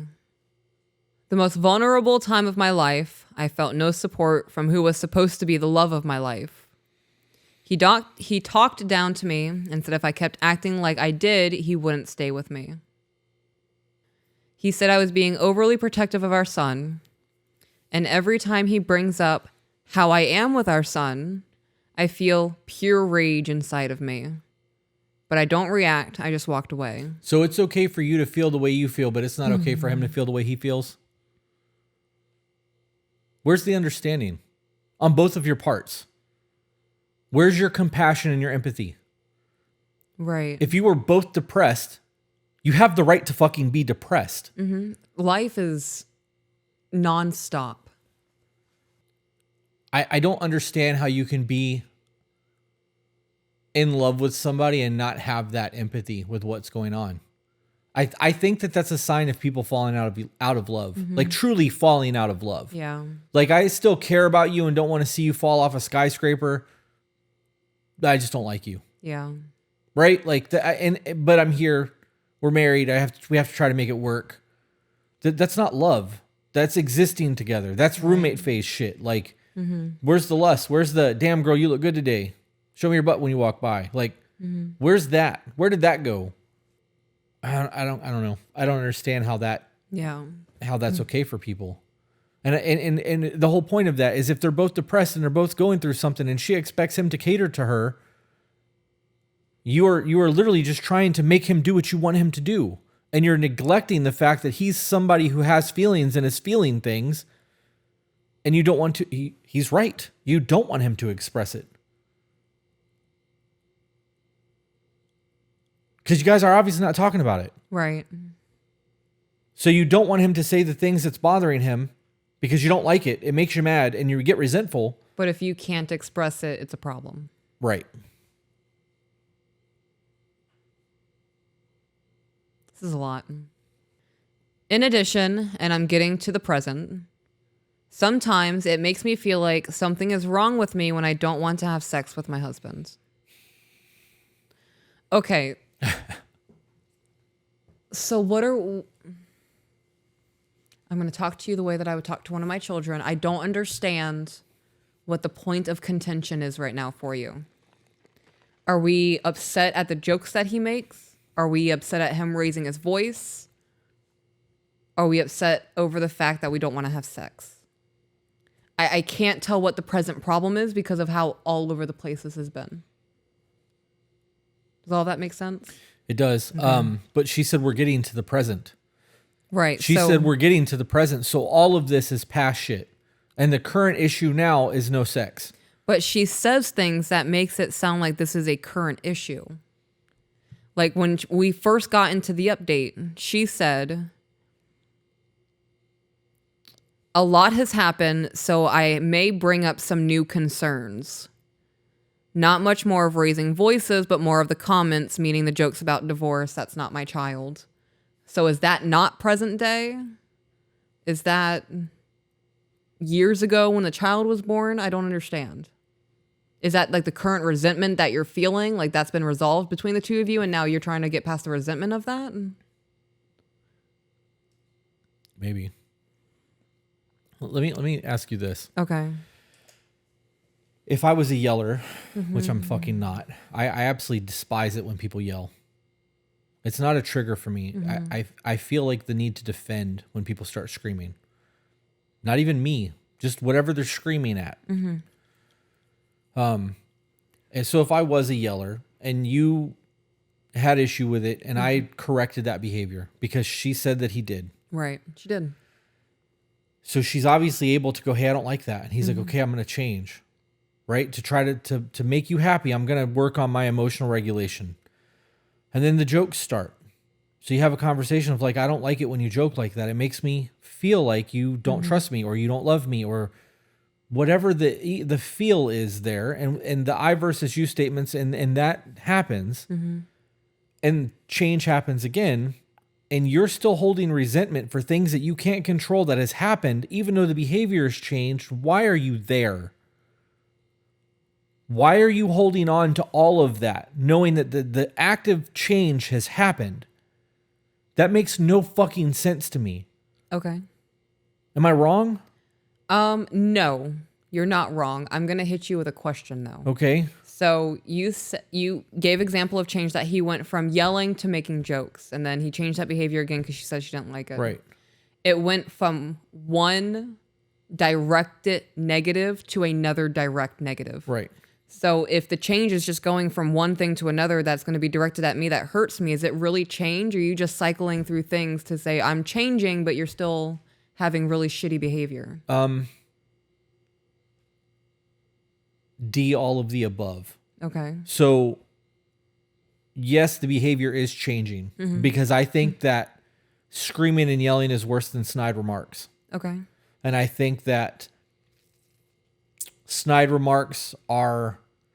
It's like a de-evolution right, of the anger. You're working through new coping mechanisms on how to address the problem. You're walking through the steps to get to the end goal. Yeah. In a sense. You're taking it from 11 to 8 to 7 to, you know what I mean? Like, okay. So I think that, so yes, on all of that, I also think that you're right in that it could be that he's just going from one thing to the other because fuck her, right? Right. We don't know that though, because we don't know his side of any of this. Speculation. But if all of this is in the past and her issue, because this reads to me that all of this is in the past. The behavior has changed, although it might slip up sometimes. She now has resentment towards him. Okay. And that's now they're having issues with sex. Okay. That makes sense to me. I can follow that. Okay. So that's what we're going to run with? That's what I feel is being said. Okay. So past issues have been resolved. There's resentment there now, though. And because of the resentment, there's issues with sex. Right. Okay. And they're still not communicating properly. Correct. Okay. I also want to point out he needs to go to daycare. I'm going to the gym. I need a break. I can't do this. However that was worded, right? It was kind of shitty. He was frustrated. I understand that frustration. He could have probably said it better. Maybe had a more gentler tone with her. Could have definitely had a more gentle tone with her. She could have came home and be like, babe, I can't do this. Right. He's been crying all day. I'm fucking super stressed out. I'm overwhelmed. I'm flooded. I need to go and throw heavy weight to calm the fuck down because I'm not okay right now. Right. And then you come home and be like, okay, I think it's going to be best for little man to go to a daycare because I'm clearly not cut out for this. Right. That's a very different conversation than being aggressive. But we need a fucking daycare. I'm going to the gym. This kid makes me want to kill myself. That was said, right? Mm-hmm. Was still very direct communication. It was. This has to change. I can't do this. I'm about to be a dick right now, but... Right. If you are not hearing what is actually being said and nothing changes, he's telling you what needs to change for him to be okay. And if you don't like it and you're ignoring it because you don't like it, that's a fucking problem too. It is. And I would also like to point out, excuse me, that when people do that, you're putting a child in unstable conditions where harm could be had. Right? Because there are times where self-soothing could be viewed as abuse if the kid is in a shitty diaper or not fed or whatever. Or there's like a developmental disability. Could be a whole lot of things. Yeah, it could be. Could be a fucking ton of things. But again, I think that comes down to a parent knowing their kid. Right. You know what I mean? If your kid is colic or gassy, like you know these things if you're present. Sometimes kids just want to be fucking held. Yeah. They want to be up your ass the whole time. The other day, I was sitting in our daughter's classroom just talking to her teacher about where she's at academically. And I'm sitting there speaking to her teacher, and the next thing I know, our daughter's in my lap. And I when the fuck did you get here? Like, it is such a normal thing for you. A normal, natural thing for them to want to be near me and want to cuddle and have the affection and the love and all of that. So just to add on to what you were saying, I guess. Yep. There is a need for human connection there. There's a safety there for kids. Right. They don't understand what it is. And as parents, when you're overwhelmed, you don't understand that that's what it is. But maybe them being put down because they don't feel good, you are their safe space. Right. Right? There's a whole lot of things that could come into that. And these are all hypotheticals. We have no fucking idea what was going on there because we weren't there and it wasn't included. Right. I think it's important to understand the way that people communicate. If your husband has been one of those men who has always been a brash man and you expect him to be soft with you, if he can be, good. This is a lot because it means he's choosing to be soft with you and brash with the rest of the world. Right? That's, you guys want that motherfucker, but you don't want that motherfucker to be that way towards you. And that takes emotional regulation because you get a side of me that the rest of the world doesn't. Yeah. And you will always get that side of me while the rest of the world doesn't. However, there are going to be days that I'm overwhelmed that I might slip and raise my voice a little bit and have to apologize. Or there might be days where you're just a dick. That happens. And it's not intentional. Right. I'm just going through a whole lot right now and my self-regulation is not there. It's maxed the fuck out. Yeah. I don't have any more to like give. And You're until empty. I dial it back, that give meter is not there anymore. You can only turn the volume up so much. And that's not an excuse or a fuck you. That's just reality for people sometimes. You've all been overwhelmed to a point where you're having a fucking breakdown. Right. We've all been there. We can only tolerate so much that eventually you start crying or you fucking go to the gym and deadlift until you think your fucking back is going to break because you have nothing else to do because it's okay for you to cry. It's not okay for me to raise my voice or cry. It's okay for you to get emotional. I'm not allowed to get emotional because if I get emotional, I'm a dick. Because while I'm emotional, I'll have a way to talk to you. Or if I'm trying to tell you, like, I want to fucking kill myself because of the way the day has gone, he needs to go to daycare, I have to get the fuck out of here. That's unacceptable behavior because you don't like it. It's inconvenient. Yeah. For for somebody that does not have a better way to articulate what they're going through, dismissing that is problematic. It is. I remember one of the times that I Baker acted myself, the person that I was with didn't want me to do it because it would be inconvenient to our lives. That's wild. That's so fucking wild. I just don't. Yeah. But that's the relationship of us, right? Like if you're going through that kind of shit and I'm going through shit and we're not okay, us is not okay. If you're going through something that is severe and I'm going through something that's minor, my minor shit can be suppressed for a little while. Right. Your minor shit could be suppressed for a little while we work Yeah. at the bigger things at hand. And sometimes we have to figure out what the bigger problem is Right. to prioritize, execute, and overcome. I don't understand how this is not a thing for people. Right. If you are in love, you want to do those things. You don't demand, you request. If something's not okay, you want to fix. You don't make snarky fucking comments to be a dick to each other. Or passive aggressive ones. Right, or hold resentment and hold on to things like that unless you want to. It's choice. I don't know. In a scenario where a man is one of those men who are brash all the time and they don't want to be brash towards their women and something happens, it's very easy for us to be brash towards everyone if we're that personality type, right? But the moment it happens, you can dial it back. I don't want to do that to you. I'm sorry. Apologize. I just need a few minutes. I'm not okay right now. I'm frustrated with, I can't figure out why this thing's not working the way it's supposed to work. Could be something as simple as the internet, right? Like Right. you don't fucking know, but I get mad at shit like that. I want to drop kick the router sometimes. Like you put technology in front of me, it doesn't work the way it's supposed to. I get Put it fucking, through the fucking wall. dude, so bad. So when I'm dealing with that shit, if I'm laying on the floor rewiring something, don't ask me anything. Oh, yeah. Get away from me. Because I don't like me right now, right? Like fuck this computer, fuck this wiring. Existence is pain. But yeah, Bill Gates can eat a dick. Yeah. Fuck all of this. I don't know who the fuck invented this cable, right? Like Yeah. that's very much a thing. Why do I need a fan? Why, you know what I mean? Yeah. That becomes a thing for me. And I understand how all this shit works. And I know why I need fans, because if not, my processor's going to overheat and sometimes shit breaks. I just don't want to deal with this right now. So if that's the case, and then you're coming with me that you're stressed out about something, well, I'm fucking stressed out about something right now. Let me calm down so that I can be there for you. Right. Because if we're both fucking angry and now we're both angry at each other, where's the support? I just don't, I don't know. I don't know. I really am coming back to the fact that if you love somebody, you don't treat them that way. You're going to argue with people you love, right? It's going to happen. You're going to have disruptions. You're going to have disagreements. That's normal. But if you are being intentional, backbiting comments, one-line zings, and you are aggressive towards them, that's not love. Right. And if it is the way that you love, you're a fucking problem. Like, Who hurt you? right. You need to do your work. Fix yourself. Sometimes it makes me feel like something is wrong with me when I don't want to have sex with my husband. At the end of the day, by the time that our son finally goes to bed, I'm ready to go to bed. I don't know when it changed, but now sex feels like a task sometimes. Because you guys aren't happy anymore. Right. It's not exciting anymore.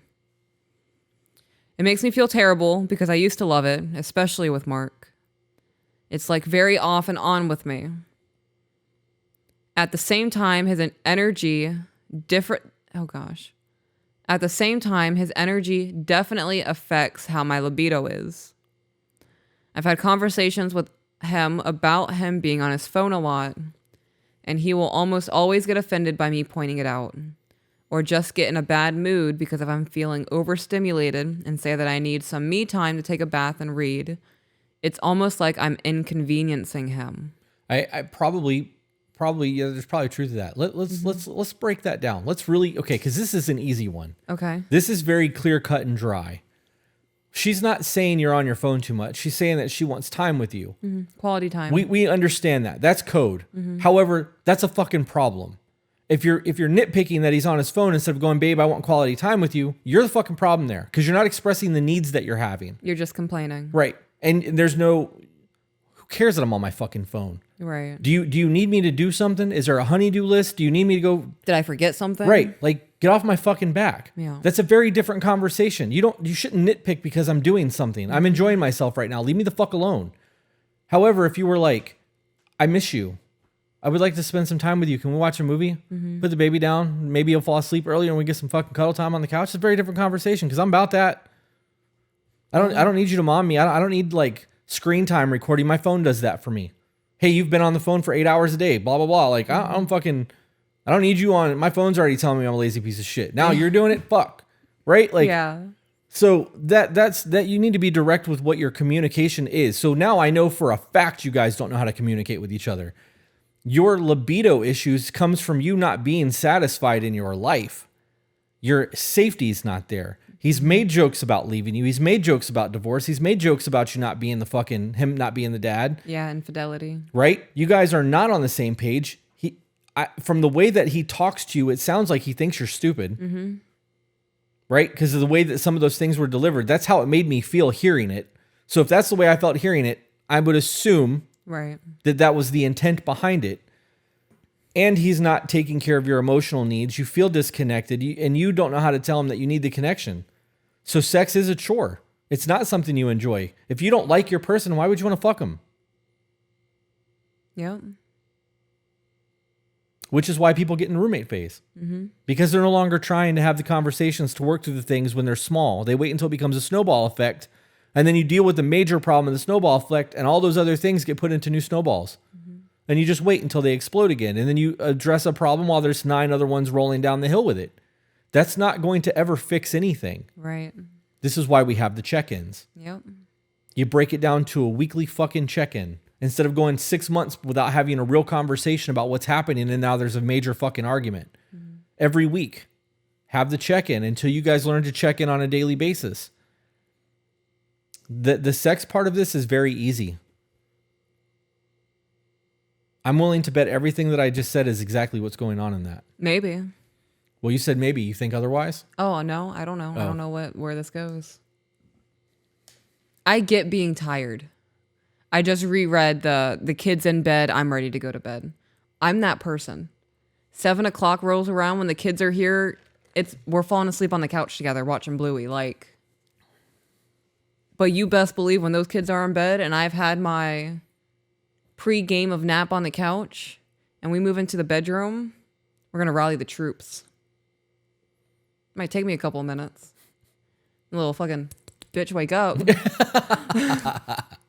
But we're going to get it. Could you imagine if I did that to you? Come on, champ. Get in the game. Oh my God. Been training for this.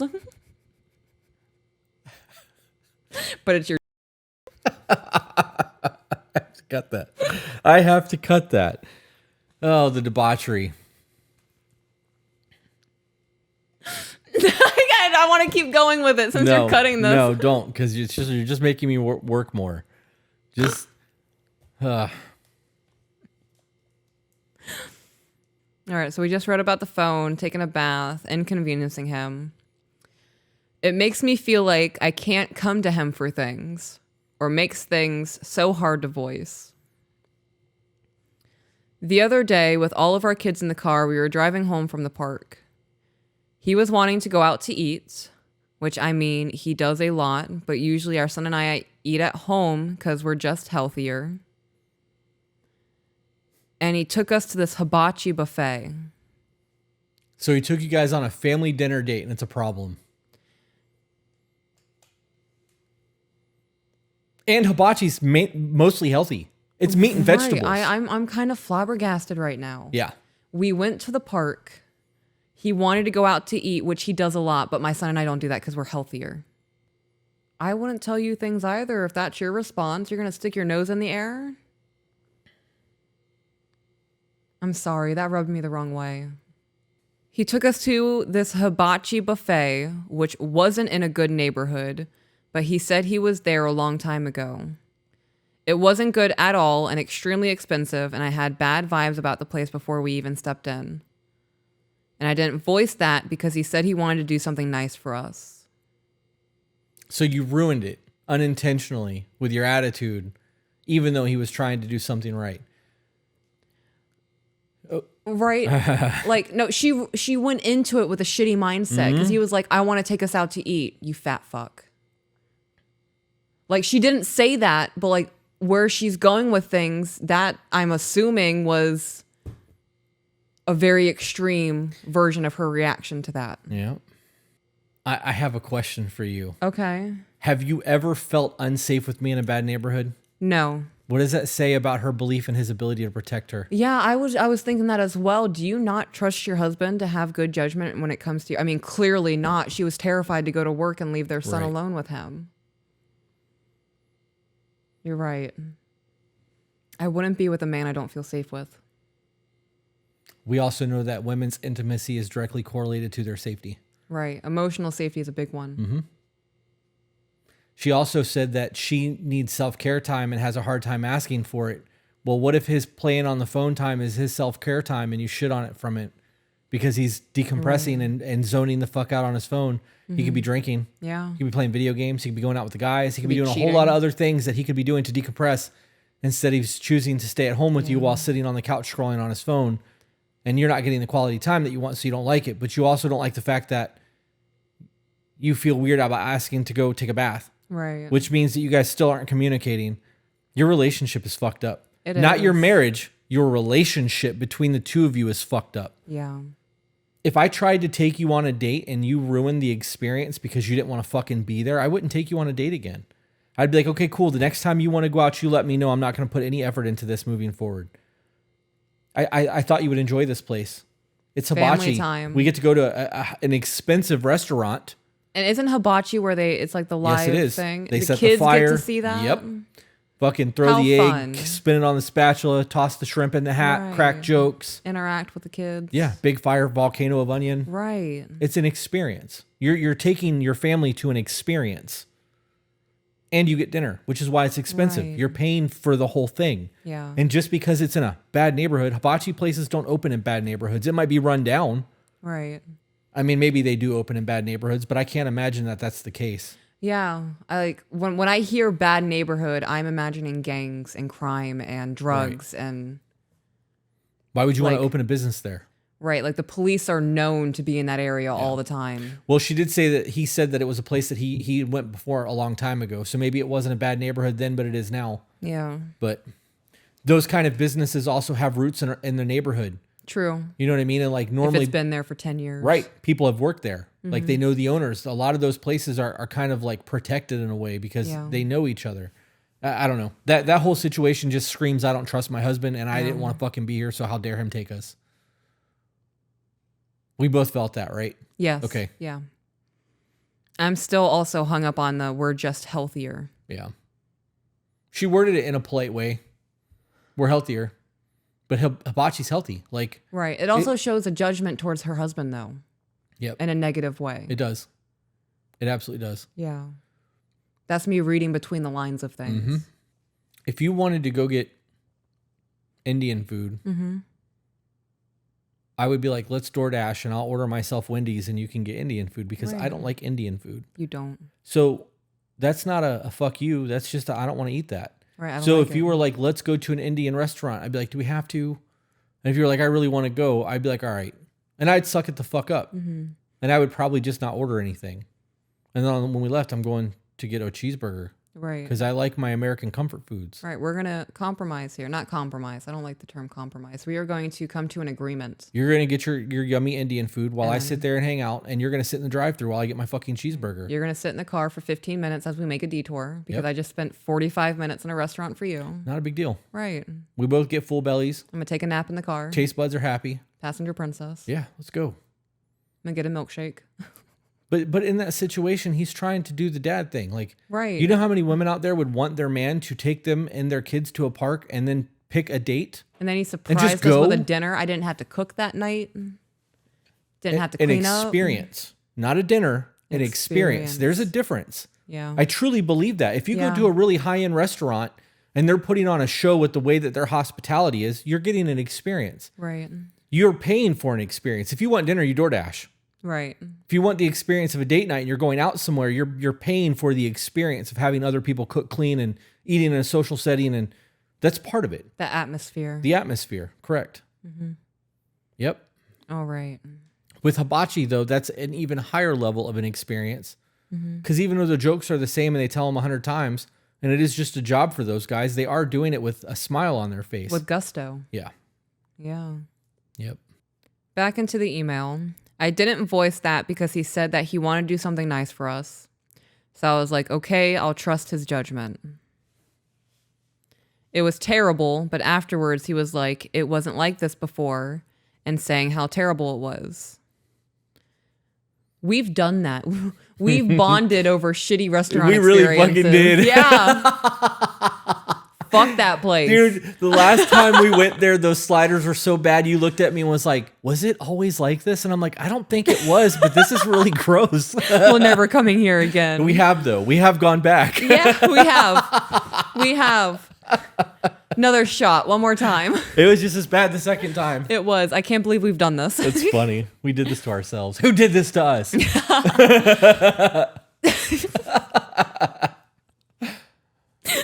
this to me? Yep. I heard something today from a couple who's been together for 50 years. And the wife said, if you're going to laugh about it in 10 years, laugh about it right now. Yeah, man. The rule of fives. Right. I am integrating that into my daily repetitive, the things that I say to myself. Like something that I say to myself multiple times throughout the day is don't take it personally. Don't take it personally because nothing in life is done to me. It happens around me. Right. And sometimes I am just a civilian that gets a casualty. Yep. You're gonna go to SeaWorld. You're going to get splashed. Right. It's going to happen. All right. It's not the end of the fucking world. Just water. So he was saying how terrible it was. Emailer goes on into her response, but I just wanted to stop and say that we can have a bonding experience over something terrible and make light of it. It can be fun, right? Back to the email, and I was like, yeah, honestly, I had bias from the beginning, but figured we could give it a shot because I know you wanted to do something nice. And then he got defensive and was like, why didn't you say that then? So I'm going to pause. Totally unnecessary to say you wanted to do something, so I sucked it up. Yep. I was just thinking that. Right. That's picking a fight. It is. You did not have to say that. That's placing blame, whether intentionally or unintentionally. He just said this place was bad. I agree with you, and I am placing blame on you because you wanted to be here. Just like how earlier she said, I am taking the blame for this. It was my fault. And that's why I said, if you're willing to take the blame, you're willing to dish the blame. You know, the correct answer to that, what would have been the correct answer? Yeah, fuck that place.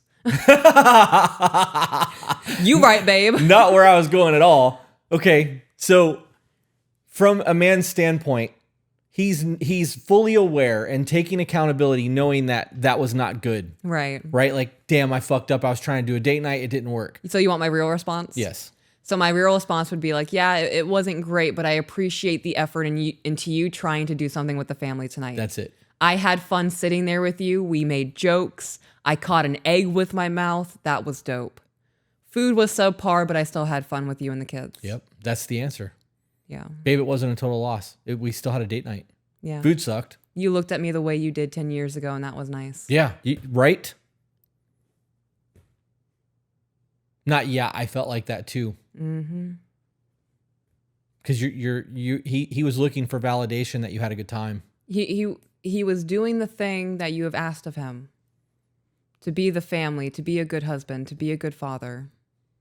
And it was shit on. Yep. All right. And I would tell my daughter that. It's not how I raised you, sweetheart. We really do look to our women for validation, right? That's why I'm so... That's why I try to be so on top of, babe, I'm proud of you. Right. I appreciate everything that you put yourself through. I love serving you. Yeah. And it's to convey that appreciation and validation and everything that you're doing as a man and my husband. If we went out to dinner like that and you didn't enjoy yourself and you made it known you didn't enjoy yourself after I already felt like a failure, I mean, what do you think is going to happen? I may not take it poorly and take it out on you, but like I'm definitely going to think twice about preparing a date night because if you're not going to enjoy it, why bother? Noted. Even if I try, it doesn't matter. That. Yep. Because he had no direct influence on whether or not the food was good. Right. Well, he obviously enjoyed it the first time he went. Right. He thought that this was a good idea. He was trying to do something nice. Right. And it blew up in his face twice. Yeah. There are times where, for example, I said something the other day in text message in passing, trying to be goofy and playful. And you're like, don't do that. Because it wasn't goofy or playful. And I was like, I'm sorry. That wasn't my intention. And that was it. That was the end of the conversation. I don't remember what that was, but it doesn't matter. Right. Because I don't remember. I do remember because I read it with condescension. Right. And I sent it with ha ha ha. Yeah. Like playful. Yeah. Cute wife. Right. Yeah. And I don't remember what you said that triggered that thought in me. Talking about how it blew up in his face twice. That was the last thing I said. Blew up in his face twice. Okay. So in that moment, I did something that you didn't like. And it was just a quick, hey, don't do that. That's not how it came across. That's an in-person kind of joke. Yeah. Noted. All right. That could have been, didn't really enjoy the food. We're not going to come here again. Noted. I still appreciate the try though, babe. I love that you thought of us and decided to spend the evening with us versus being on your phone. How about that for perspective? Yeah. That was a really good drop. I wish we could just end the episode there. I'm good. Is there more to the email? Because we can wrap this shit up right now. Oh, there is. There's like 3 more pages. Damn. Because you're right. That would have been a great way to end the episode. Right. We're 2 hours in already. What do you mean already?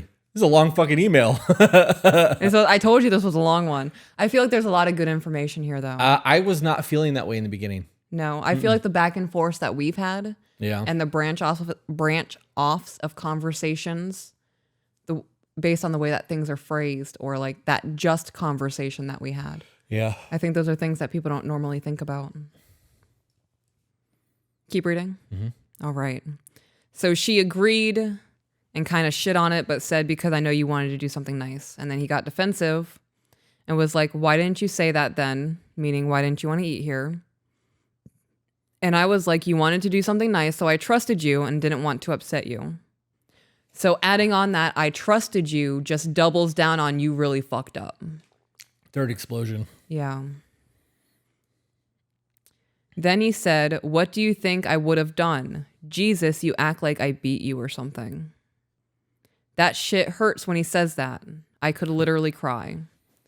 But it's true. There's a reason that you're not saying things, and it's because there's not a safety there for you. He just had a bomb blow up in his face 3 times. He did. And now you're mad. And you want to cry. Yeah. You guys are fucking so disconnected from each other. Yeah. You need to find a way to get back on the same page, because this ain't it. Right. How are you married to somebody and don't know how to talk to them? That was a stupid fucking question. I can't believe I just said that out loud. That's the entire premise of our content. It is. People don't know how to talk to each other. Accurate. Yeah. And we get to the point where we just expect people to know what our needs are. And then we get to the point where we stop listening. Yeah. Because he was very clearly bothered. Like, he was apologetic. I fucked our date night up, babe. I'm sorry. I was just trying to do something nice. Yeah. And now she's crying. 4th bomb. Yeah. So this was a situation where he wanted to show up and be the father, be the husband, and do something right. And then it all boiled down to, well, I'm just not happy.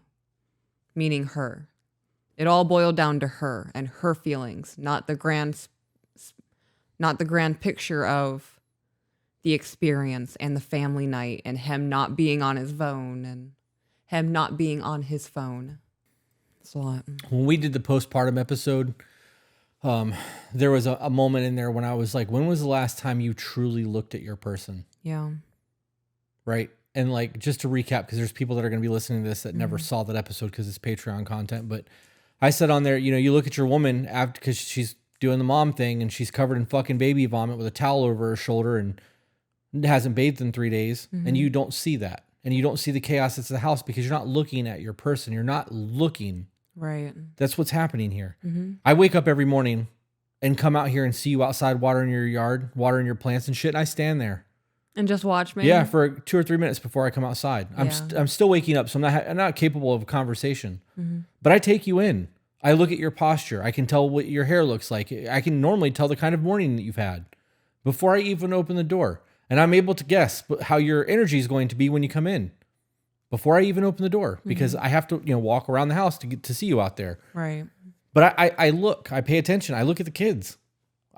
I look at you guys. I'm taking in my surroundings. I'm not just going through the motions, waiting on the next thing to distract me.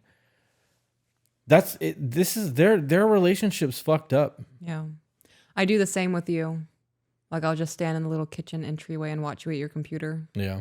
Or when we're sitting on the couch together and you're scrolling on your phone. I see you looking at me on the couch all the time. Yeah. I look over and you're like, one of these days, I'm just going to double down and make eye contact. sometimes you have. You have. Sometimes you're like, what? I'm like, what the fuck you mean, what? You were looking at me. I do that shit to you too. If I wasn't injured and you caught me looking at you, I would keep the eye contact and I would really quickly like flip over on my back so you could see my butt. Couch foo. Yeah, and just spin. Just, what is it, 130?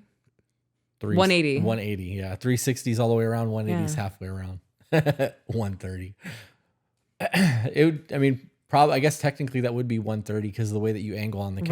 Right. You were right the first time. Hell yeah. It would have definitely came across wrong and no one would have got it. But Right, but you know my positioning. You know the starting point. Back into the email. yeah. All right. That shit hurts when he says that. I could literally cry. I don't know why, but it fucking does because it's like he's saying, I don't know why you feel like that. At least you're not getting beat. Stop acting like you get beat. Because he doesn't understand emotionally what you're going through. Because she doesn't understand emotionally what he's going through either. Right. So to him, you are overreacting. This does not make sense. He does not understand. He is not making a connection from point A to point B. He doesn't even see point B. He is at point A with a dense forest in front of him, and you're trying to show him this orange boulder 3 miles in. It's so confusing for me. He was anxious all day and short and snippy. And I'm sure it was because he was tired and didn't get much sleep. And still took you on a date. Still went to the Right. park. Still tried to do the dinner thing. How are you guys missing all of this? Blinders. Because they don't see their person.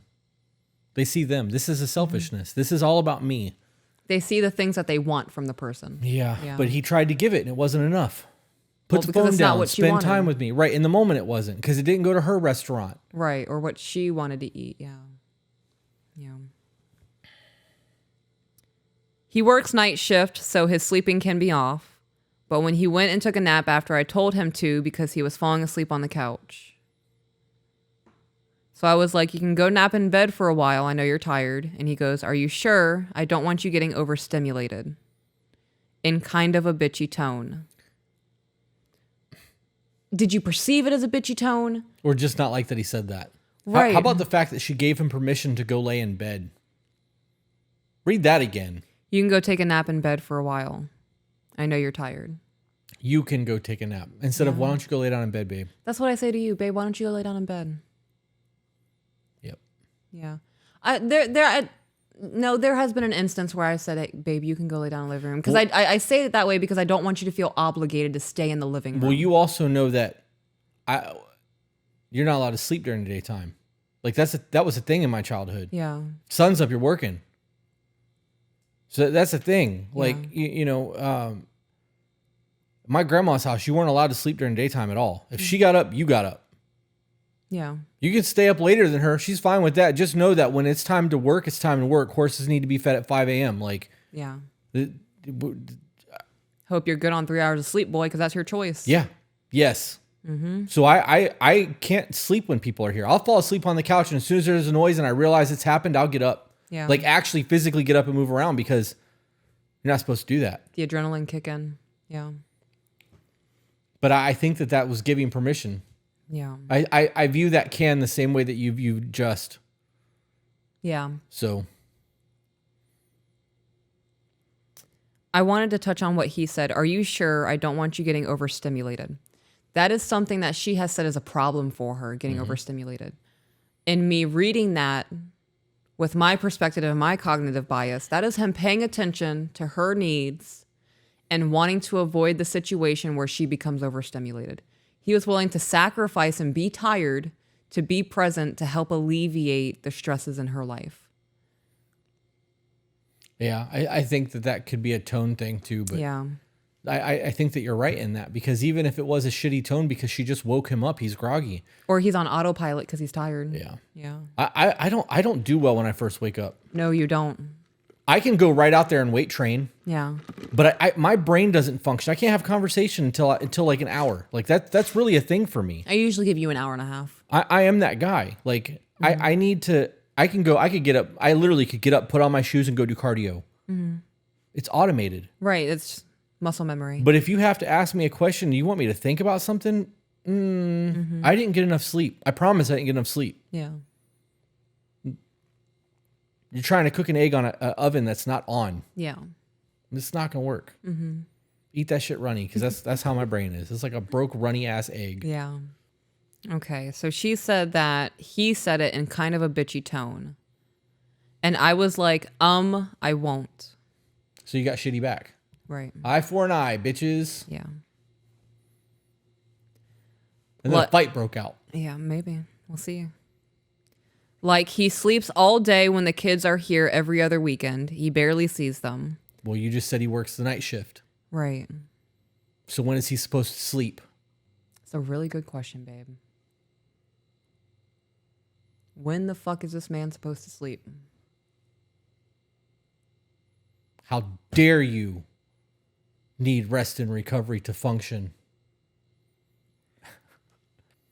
I gotta be honest though, I would advocate for him getting off the night shift. It takes years off of your life. It absolutely does. Our bodies are circadian rhythm Yes. is off Yeah. when that happens. And it does take years off your life. Working third shift is hard on people. If we ever got custody of the kids, I would still be the one doing everything, especially him being on the night shift. He's supposed to move to days for a new promotion, but whenever they get more staff, ... So you got a problem with that too. Yeah. ... It's not good enough that he put in for the promotion to day shift. Now it's a problem that his job ain't hiring people fast enough. ... It's not good enough that he landed the new promotion Oh, good call on that one too. to go to the day shift to fix things at home. Yeah, I didn't catch that part. Because Good you call. have to earn the promotion. I also thought that all of his kids lived there with hers, and that's not the case. No, because every other weekend you said. Right. Well, at the beginning of this email, you said that he was a man that had his kids. Right. So yeah, custody. We were wrong about that. Right. Because mom's still present. All right. Anyways, I want to also bring up how our kid's biological mom has a new boyfriend. We don't like him because her mom dated him in the past and said that he beat her, raped her, and abused her.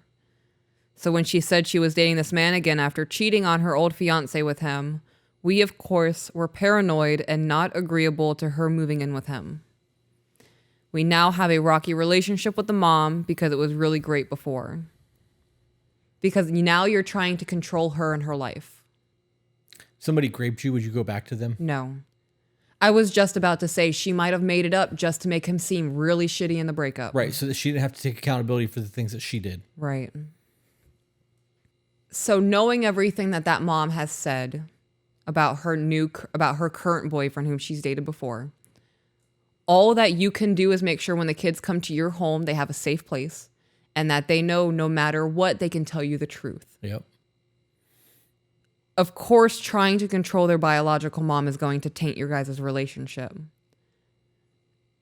If our children's stepmother tried to control our relationship, it's going to change our whole dynamic. Mm-hmm. Yep, you're not in that life anymore. You don't get to make those decisions. Right. But even then, so she's the stepmom to these children. Right. Right.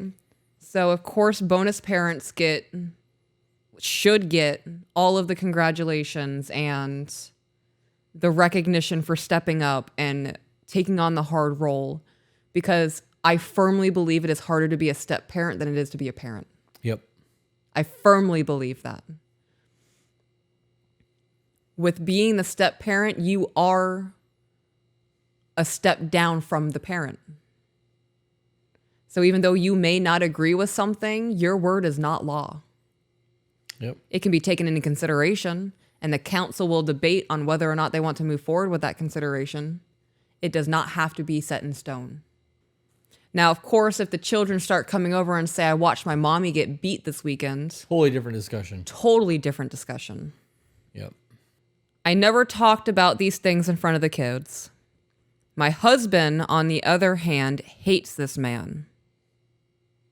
For understandable reasons more than what I've stated that I won't bring up.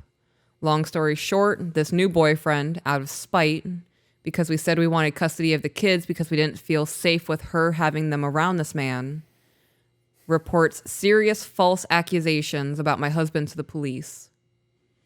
He also posted it on a website for the world to see. These things can ruin his career. But he went to the police about it because he felt it was slander. Well, the police can't do anything about slander. That's civil. Right. But also, if what you are going off of is based on the biological mother's word, you don't know that any of it's true. Yeah. Right? Well, what makes you think that they're going by the biological mother? Because she said that she was raped by him and she Oh. was abused by him. Right. If you guys didn't see that, like we said, it could have just been total slander at the end of the relationship because fuck him, it didn't work out. Right. So what you guys are doing in your mind is the right thing to do. In his mind, he could be defending his honor and his reputation. These people are going to try to take our kids away because they believe that I abused my woman. And that never happened. All of it is speculation. All of that is assumptions. Right. Well, that also falls back on her shoulders Right. because she created a negativity bias with all the people around her, and now it's Yeah. back in her life. Yeah. Let's move forward. After all of this, the kids sometimes come over and accidentally call my husband the name of the new boyfriend. It's going to happen. Oh, that happens all the time. I get called daddy. I get called Nana. I get called by the stepmom's name. I get called Uncle Josh. It happens. It happens. I will call the children. I'll call our daughter Bud when she's supposed to be Sweetheart, and I'll call our son Sweetheart when he's supposed to be Bud. Like, and I'm sure when Ivy gets thrown into the mix, she's gonna start getting called by her kids' names. Yep. My husband gets very angry, as in, don't ever say that name in this house. My husband wants to make it known to the kids that he hates this new boyfriend. This is like a kick to the gut. He shouldn't be pressing that so hard on the kids. In all caps, yes, this man is actually a terrible person. But what's the point of giving the kids more anxiety about accidentally calling him Donovan, again, a fake name? Like, it makes me angry. I know he's a terrible person, but what if they both like the guy? Yeah, their mom is putting them in this situation, but when I was a kid, my mom used to talk so bad about my dad, which made me so angry because I loved my dad at this time in my life. Yep. Making Yep. your kids choose sides. Yes. He's emotionally dysregulated. He is, 100%, yeah. It just made me angry at my mom. I don't think they're angry, but our daughter... Oh, gosh. I don't think they're angry, but our daughter just comes over and gossips about it. And then her brother says, yeah, I hate Donovan, and dad hates Donovan. Like, Jesus, just stop fucking talking about all of this. In all caps, it's not their concern about adult drama. It's only traumatizing them. Twisting their brains and not letting them have their own thoughts because they feel like they need to have a bias about one parent because the other is saying something else. Like, fuck. It's hurting my brain and my heart, and it's making me want to numb out my feelings about it. Because Mark is so dead set on them knowing he hates Donovan, and he's being petty towards their mom now. All of this is going to come back to bite him in the ass. It's all childish nonsense. It is. Okay. Children always grow up to see their parents for what they are. Back to the email. It was Easter, so obviously they ate a bunch of candy. So I kind of cut them off at a point. Okay, so we either cut them off or we didn't. That kind of sounds vague, like a beat around the bush of no more candy, but we really want more candy, no more candy, but we really want more candy, and now we're going to manipulate you. Okay, well, now you can have more candy, but after that, you better cut off, right? We either cut it off or we didn't. And they were going to leave, and Mark goes, "Here, kids, have some jelly beans." And I was like, whoa, no. They had so much candy today already. And Mark just goes, "Good, give them some more so they're acting crazy for her. I'm in my petty era." Yes, that's exactly what he said. That's not attractive. That sounds like some 13-year-old girl shit. That's using children as weapons. I'm in my petty era? Yeah. You're a grown-ass man. What the fuck you mean you're in your petty era? Sounds like a 13-year-old girl. You go, girl. Like, come the fuck out of here with that. Yeah. Be a man. Right. That's why I said that's not attractive. Is it? Are we done with this? I gotta be honest. That whole almost. thing, like, what does that have to do with anything? Just to show him That he's being petty? Congratulations, we don't like your man. Like, why would you tell us that? I'm gonna be kind of honest. I'm judging the emailer based on her choice and her husband. Like, you showing how petty is doing nothing but make me wonder, why are you tolerating this? Right.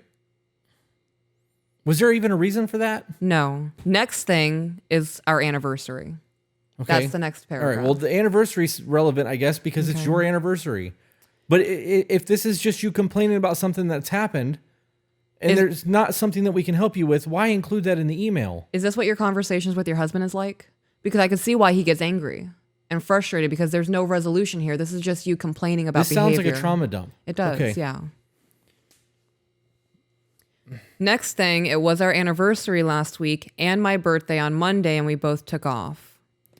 So he said he was planning a night for us, but we needed to get a sitter for our child.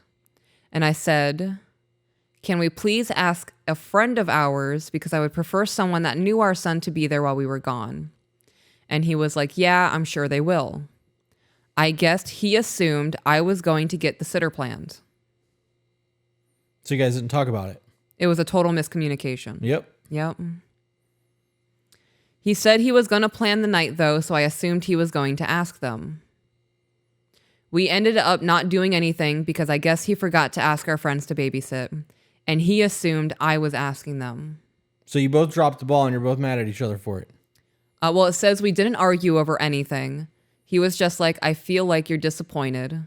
So I was like, "No, I had a really good day. It was relaxing and I got plants and some soil for the garden. Yes, I was expecting to go out with you, but I'm just as happy staying here and spending time with you." No, see, that's bullshit. That's bullshit. Okay. She is disappointed in that. Otherwise, she wouldn't have added that in and then said, "But I'm happy to just stay home with you." She wouldn't have brought it up if it wouldn't have been a problem. If that wasn't something that bothered her, it would not have been included in the email. You meaning the anniversary thing? Yeah. Why include that? If it wasn't a problem and you weren't disappointed, why include that in the email? Right. That's You normal. guys both dropped the ball. Right. You should have you should have been like, "Okay, you're planning the day. Do you need me to get the sitter?" Because if you're like, "I would rather one of our friends deal with that," that's on you. Right. Because now you have somebody in mind. Right. Right. You said that you needed something specific. You handle that something specific. I'm going to take care of everything else. Yeah. But we're going to have that talk. I'm Right. going to ask you who. Right. I need to know. Exactly. Who'd you have in mind? Yeah. That would have been my next response. Can it be somebody we know? Who's in mind? Yep. I don't assume anything. Me I never neither. fucking assume anything with you. We hash things out to detail. All right. Yes, I was expecting to go out with you, but I'm just as happy staying here and spending time with you. So she is disappointed, but it's okay that she's disappointed because this is enough. It's okay to say I'm disappointed. I was really looking forward to a Right. date night. We've had those Unless conversations. we're going to the hibachi place. Right. Oh, yeah, unless we're going to the hibachi place. Do you remember sitting in IHOP when we were leaving vacation early? I think we were in the Keys. Yeah, it's the only time I think we've ever had IHOP together. Yeah, when we sat in the restaurant and had IHOP together. The night before, you looked at me and you were like, "I'm fucking miserable here. Yep. And I don't want to be here right now." And I said, "Okay, like we're going to leave early, okay? Like I'm not going to force you to be here. I am not going to have fun knowing that you're not enjoying being here." Right. At that point, I feel like I'm torturing you. And we were sitting in the IHOP because that was my condition. We're leaving early. We're stopping and hitting IHOP on the way out. And we were sitting there and I started getting a little emotional because I was thinking about all of the things that we didn't get to do while we were there. And you were like, "Are you okay?" I'm like, "Oh, I'm a little disappointed right now because I was really looking forward to being here." And you felt like shit. And I was like, "You don't have, like, I'm not mad at you." And I think that clarification of I'm not mad at you, I'm not holding this against you, because I would also hope that you would give me the grace of not wanting to be somewhere. I would hope that you're like, babe, let's go. Like you said, we're allowed to be disappointed. And we had that conversation. You're like, babe, I get it. You know, if we were in Vegas and I was like, babe, I want to go home early, you would be disappointed. But you do things for the people that you love and their comfort. Right.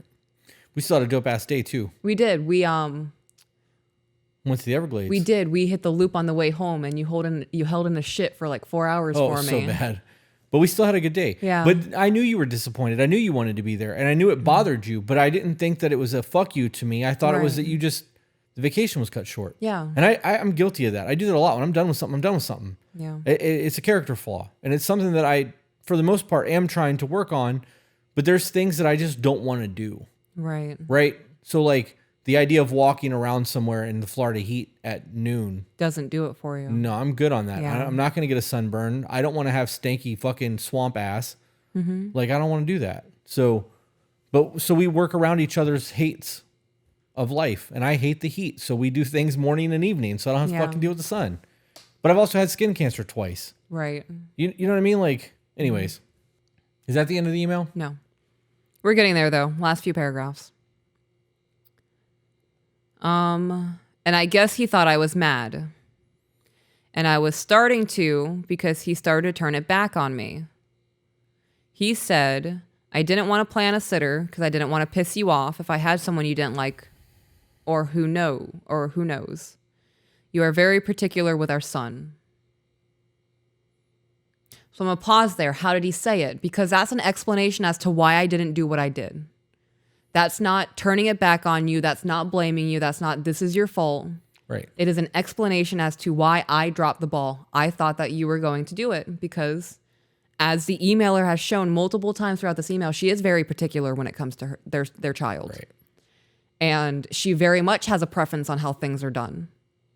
So I can see how his mindset was, okay, she said she wants it to be one of our friends. She has somebody in mind. And like you said, I'm going to let you handle that. Yep. So right there, if it was not set in a shitty tone of, well, I didn't plan a center because I didn't want to piss you off because you're always pissed off at everything that I do. Right. Delivery. Right. If he did not say it that way, you are taking this personally. Even if he did say it that way, which is definitely the wrong way to say it. Right. The meaning behind it is still the same. Right. This is why we tell people to listen to what your fucking person's saying. And read between the lines sometimes. Yeah. And our emailer responded with, I don't know how that would have happened since I told you I wanted one of our friends to, so I wouldn't have been able to get pissed off. Well, I disagree. If you guys have a lot of friends and he chooses Carrie over Stephanie and you meant somebody like Stephanie and not somebody like Carrie, you're going to get pissed. Right. And this falls into that category of, well, you should have known better. This falls into communicating. Yeah. This entire email is just because they can't fucking talk to each other. Yeah. Then he continues to say that my mood shifted. And I was like, whoa, no, it didn't. I've been speaking calmly to you this whole time. Until now. That is not calm. Right. I haven't insinuated being mad at you at all. Okay, so a perspective shift. Him saying that the mood has shifted could be him saying, I have noticed that something has changed in our communication. Right. Room feels heavy. Right. I would rather you be like, hey, the room's heavy, instead of going, you're mad. Right. The room don't feel right. I feel a disturbance in the force. Yeah. There you go. Yeah. Make it nerdy. That's actually a really good soft startup. Yeah. Especially for nerds. Yes. Hey, I rolled a natural 1. My perception's not very good. I have a negative 1 on my perception. I'm going to need your help right now. I need you to make a perception check. Something's not right. I'm going to start hitting you with that. In the middle of our conversation. I failed my perception check. Something is not right here. I failed my perception check and I totally perceived that wrong. Can you reiterate that one more time? Back to the email. Then he just goes on and says he's sorry and that he must Just feel like he didn't do enough for me today on my B day. Then I just had to reassure him that Wait. On the what day? On my B day, my birthday. So this was an anniversary. What? Oh, okay. Never mind. Her birthday was, yeah. And then I just had to reassure him that I had a great day and that I was happy. Sometimes communicating with him is hard because he was raised under such fucked up manipulating people that I sometimes feel like he tries to manipulate me into admitting a false feeling, if that makes any sense. Your guys' episode of Stories We Tell Ourselves, I should really send to him. I feel like his depression takes over and makes him feel or say things. He assumes how I feel as well, though, which makes me feel like I always have to present to perform. Nah, bro, that's a you thing.